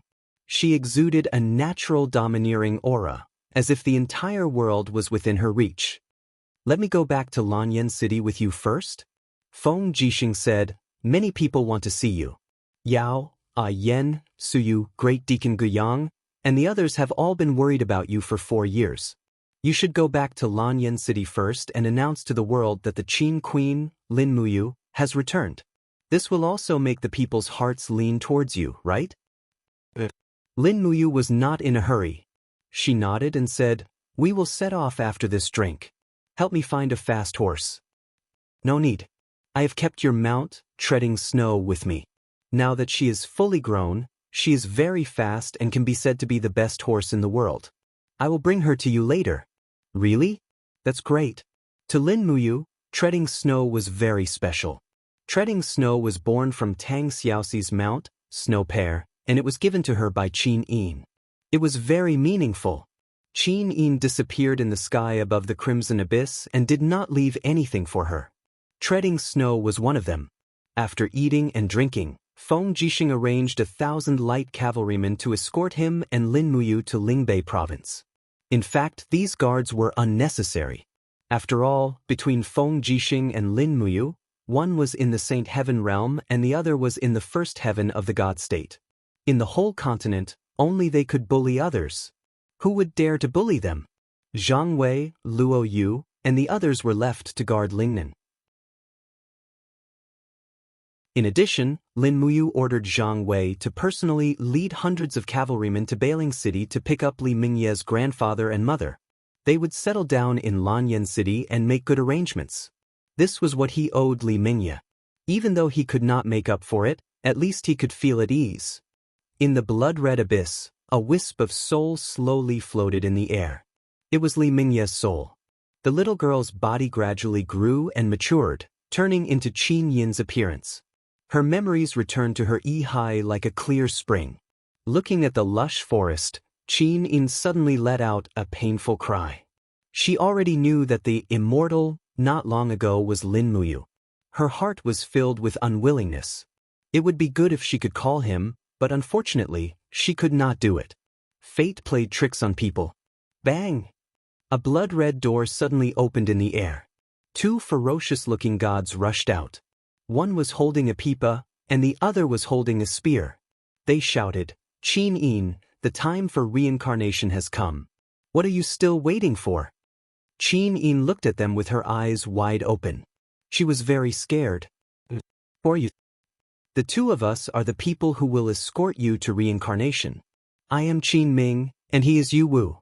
We are the gods of reincarnation in the heaven realm. Come with us. Your next reincarnation is about to begin." "No, I won't go. I want to stay here." Qin Yin shook her head repeatedly. Her beautiful face was full of tears. She said, I can't leave Brother Yu alone in this world." Qin Ming's eyes flashed with a hint of respect. He said, "Lin Muyu has the sovereign latent personality. He will be one of the future rulers of the heaven realm. You don't need to worry about his future. You should worry about yourself. In the 6 paths of reincarnation, each has its own Tao. Your first reincarnation was achieved by sacrificing yourself. You have passed the test. However, there are still 5 more reincarnations. Once you pass all of them, you will be able to re-establish the sovereign latent personality." Cut the crap. Come with us." Qin Ming suddenly plucked the strings. Suddenly, a sound wave rushed straight at Qin Yin. "You!" Qin Yin opened her palm. A golden light shot up into the sky. A heaven dragon crystal flew straight at Qin Ming. Boom! Although Qin Yin's overgod godhead was already broken, the broken godhead was still extremely powerful. It actually forced Qin Ming to retreat continuously. Qin Ming flew into a rage out of humiliation and said, "For hundreds of thousands of years, I have absorbed countless souls, but I have never seen a soul as powerful as yours. Very well, I will show you the power of my 9 demons array. Yu Wu, get ready to capture her." Qin Ming suddenly plucked the strings.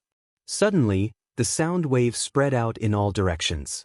Rays of golden Xian energy emerged around Qin Yin. They were like ropes binding her tightly. Qin Yin struggled with all her might. The giant heaven dragon crystal guarded her body. However, she was still no match for the power of a god. The heaven dragon crystal shattered. At this time, Yu Wu thrust the spear in his hand. The bells around the spear shook violently. In a blink of an eye, Qin Yin's soul was sucked into the spear. Then he swung the spear and Qin Yin fell into the darkness. Lights and shadows flew everywhere. Qin Yin was terrified. She saw birds and fishes appearing in the tunnel. She could hear the bellows of elephants and the roars of lions and tigers.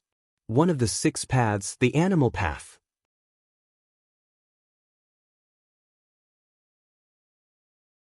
Chapter 630. Hum.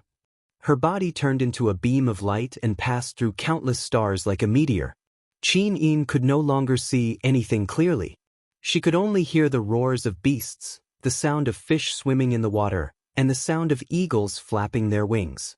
After an unknown amount of time, a thick fog suddenly appeared in front of her. After passing through the fog, she saw countless animals roaring on the ground, and the beam of light that Qin Yin had turned into shot into the body of a green bird with a whoosh. Boom! Qin Yin's eye felt like it was about to explode. When she opened her eyes again, she was surrounded by darkness.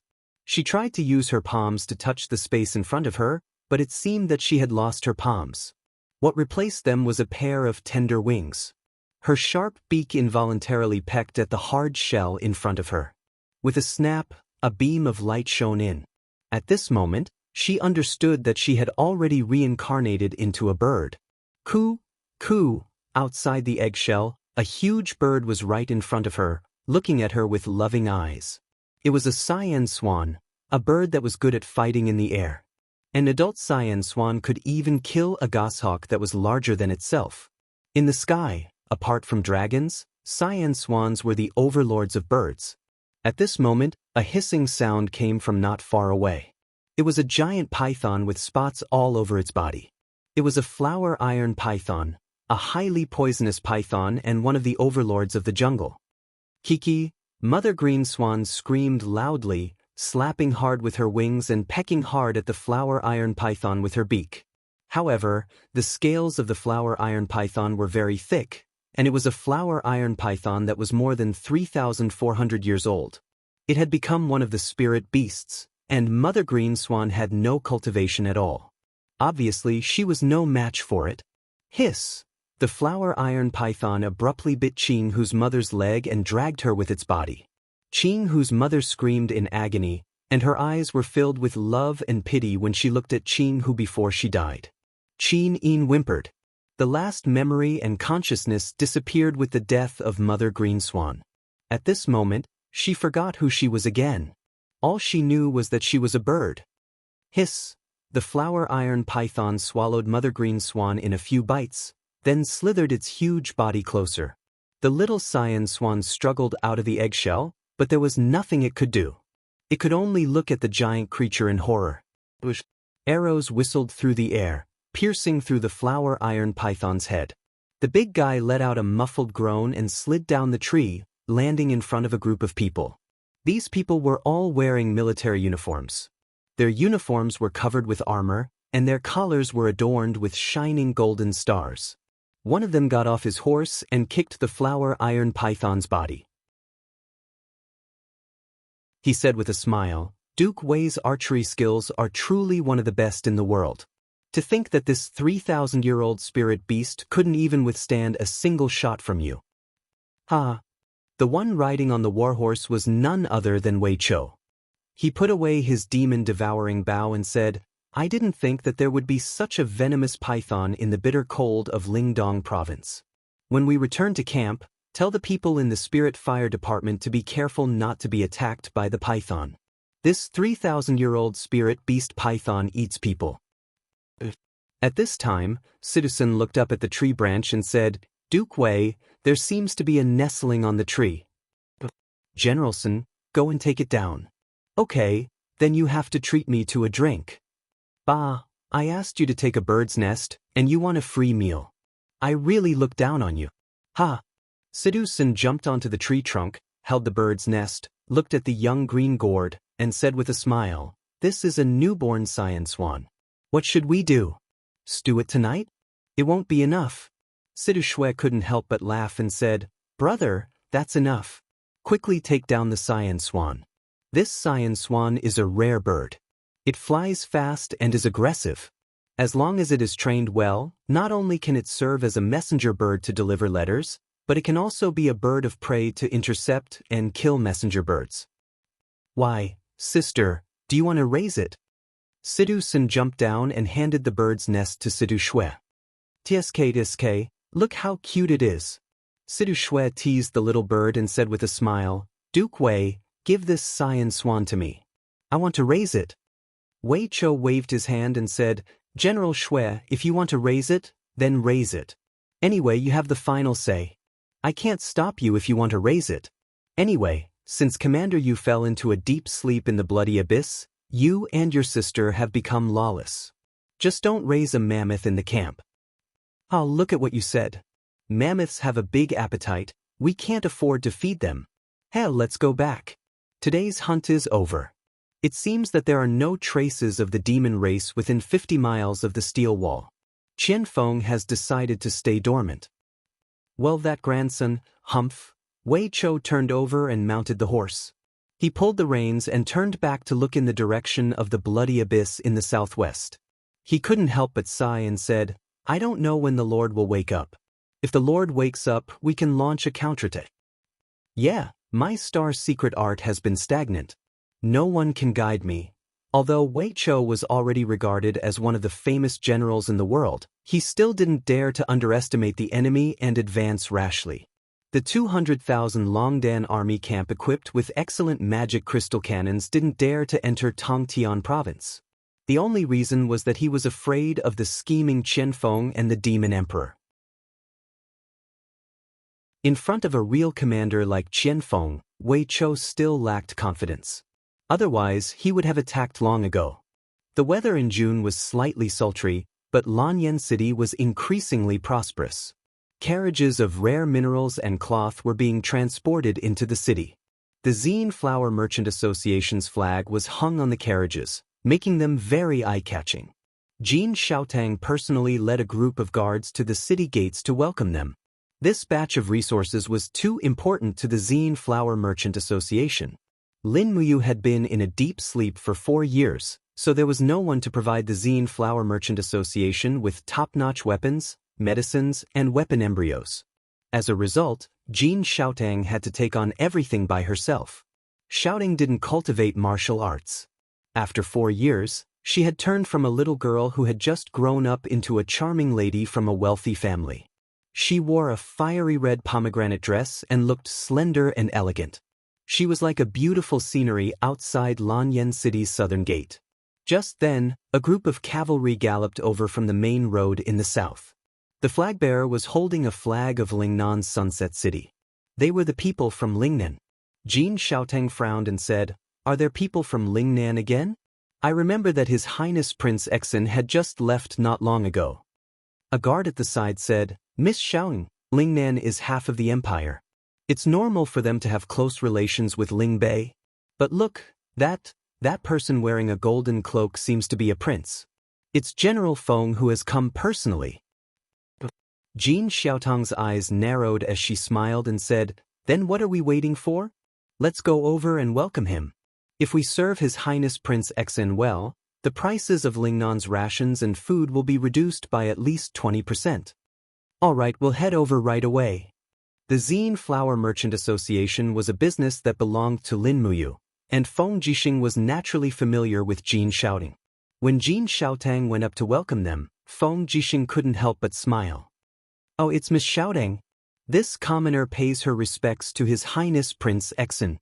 There's no need to stand on ceremony. This time around, I've brought you a big surprise. Oh, what big surprise? Jin Xiaoting smiled and said, Could it be that it's 100 million caddies of Lingnan's premium rations? No, it's a living person? A living person? Jin Xiaotang was puzzled.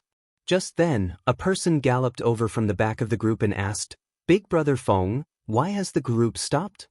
When he appeared before Jin Xiaotang in the white imperial forest armor, Jin Xiaotang was stunned. Tears gushed out from her eyes as she dashed forward and threw herself into Lin Muyu's embrace. The little girl was really strong, pouncing Lin Muyu off the battle horse. However, it was fortunate that he was a god.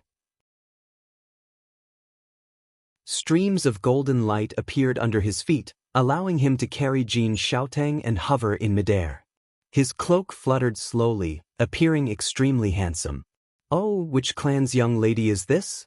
Lin Muyu smiled and asked. Jin Xiaoting waved her fists and hit his chest while crying, "Big brother you've been gone for so long. Many people have said that you've died in Lingnan. I've gone to the Crimson Abyss to see you once, but I couldn't find you. Why are you only back now?" Lin Muyu also knew that Jin Xiaotang must have had a hard time holding on for the past 4 years. She lovingly stroked Jin Xiaotang's long hair and said, "Hey, aren't I back now? I have something to do, so I can't come back early. Don't blame me, Xiaotang." Don't blame me, don't blame me." Jin Xiaoting wiped away her tears and realized that she was being held by Lin Muyu by the waist. They were hovering in midair and she was instantly shocked. "We're flying?" "Yes, is it that strange?" Lin Muyu smiled and slowly landed on the ground. Feng Jixing said, "Miss Xiaoting, you now, is a person with God's state cultivation. He's a genuine god." Jin Xiaoting couldn't help but blush. "Then I'm being hugged by a god, Lin Muyu." Feng Jixing. The Spirit Medicine Division was very quiet in the afternoon. A group of medicine refiners were busy in the medicine refinery hall, and some other staff members were sorting and storing the medicine that had been refined. Chu Yao was wearing the Spirit Medicine Division's Grand Deacon's robe, and she was counting the number of boxes filled with medicine. These medicines were to be sent to the various armies of the Empire, so she couldn't be careless. Suddenly, a burning sensation came from behind her. Chu Yao instinctively turned around and flipped her index finger. Suddenly, a beam of starlight fell from the sky and landed on the place she was pointing at. Buzz, a golden divine power barrier appeared, forcibly deflecting the star-seizing finger's power. It wasn't damaged in the slightest. After the golden light dissipated, a familiar figure appeared in front of Chu Yao. "Big Sister Chu Yao." Chu Yao's body trembled, and she couldn't speak. Lin Muyu walked up to her and hugged her tightly. "You're tuning in to the Wandering Hero YouTube channel. Don't forget to subscribe and join us on this journey to catch the most captivating stories.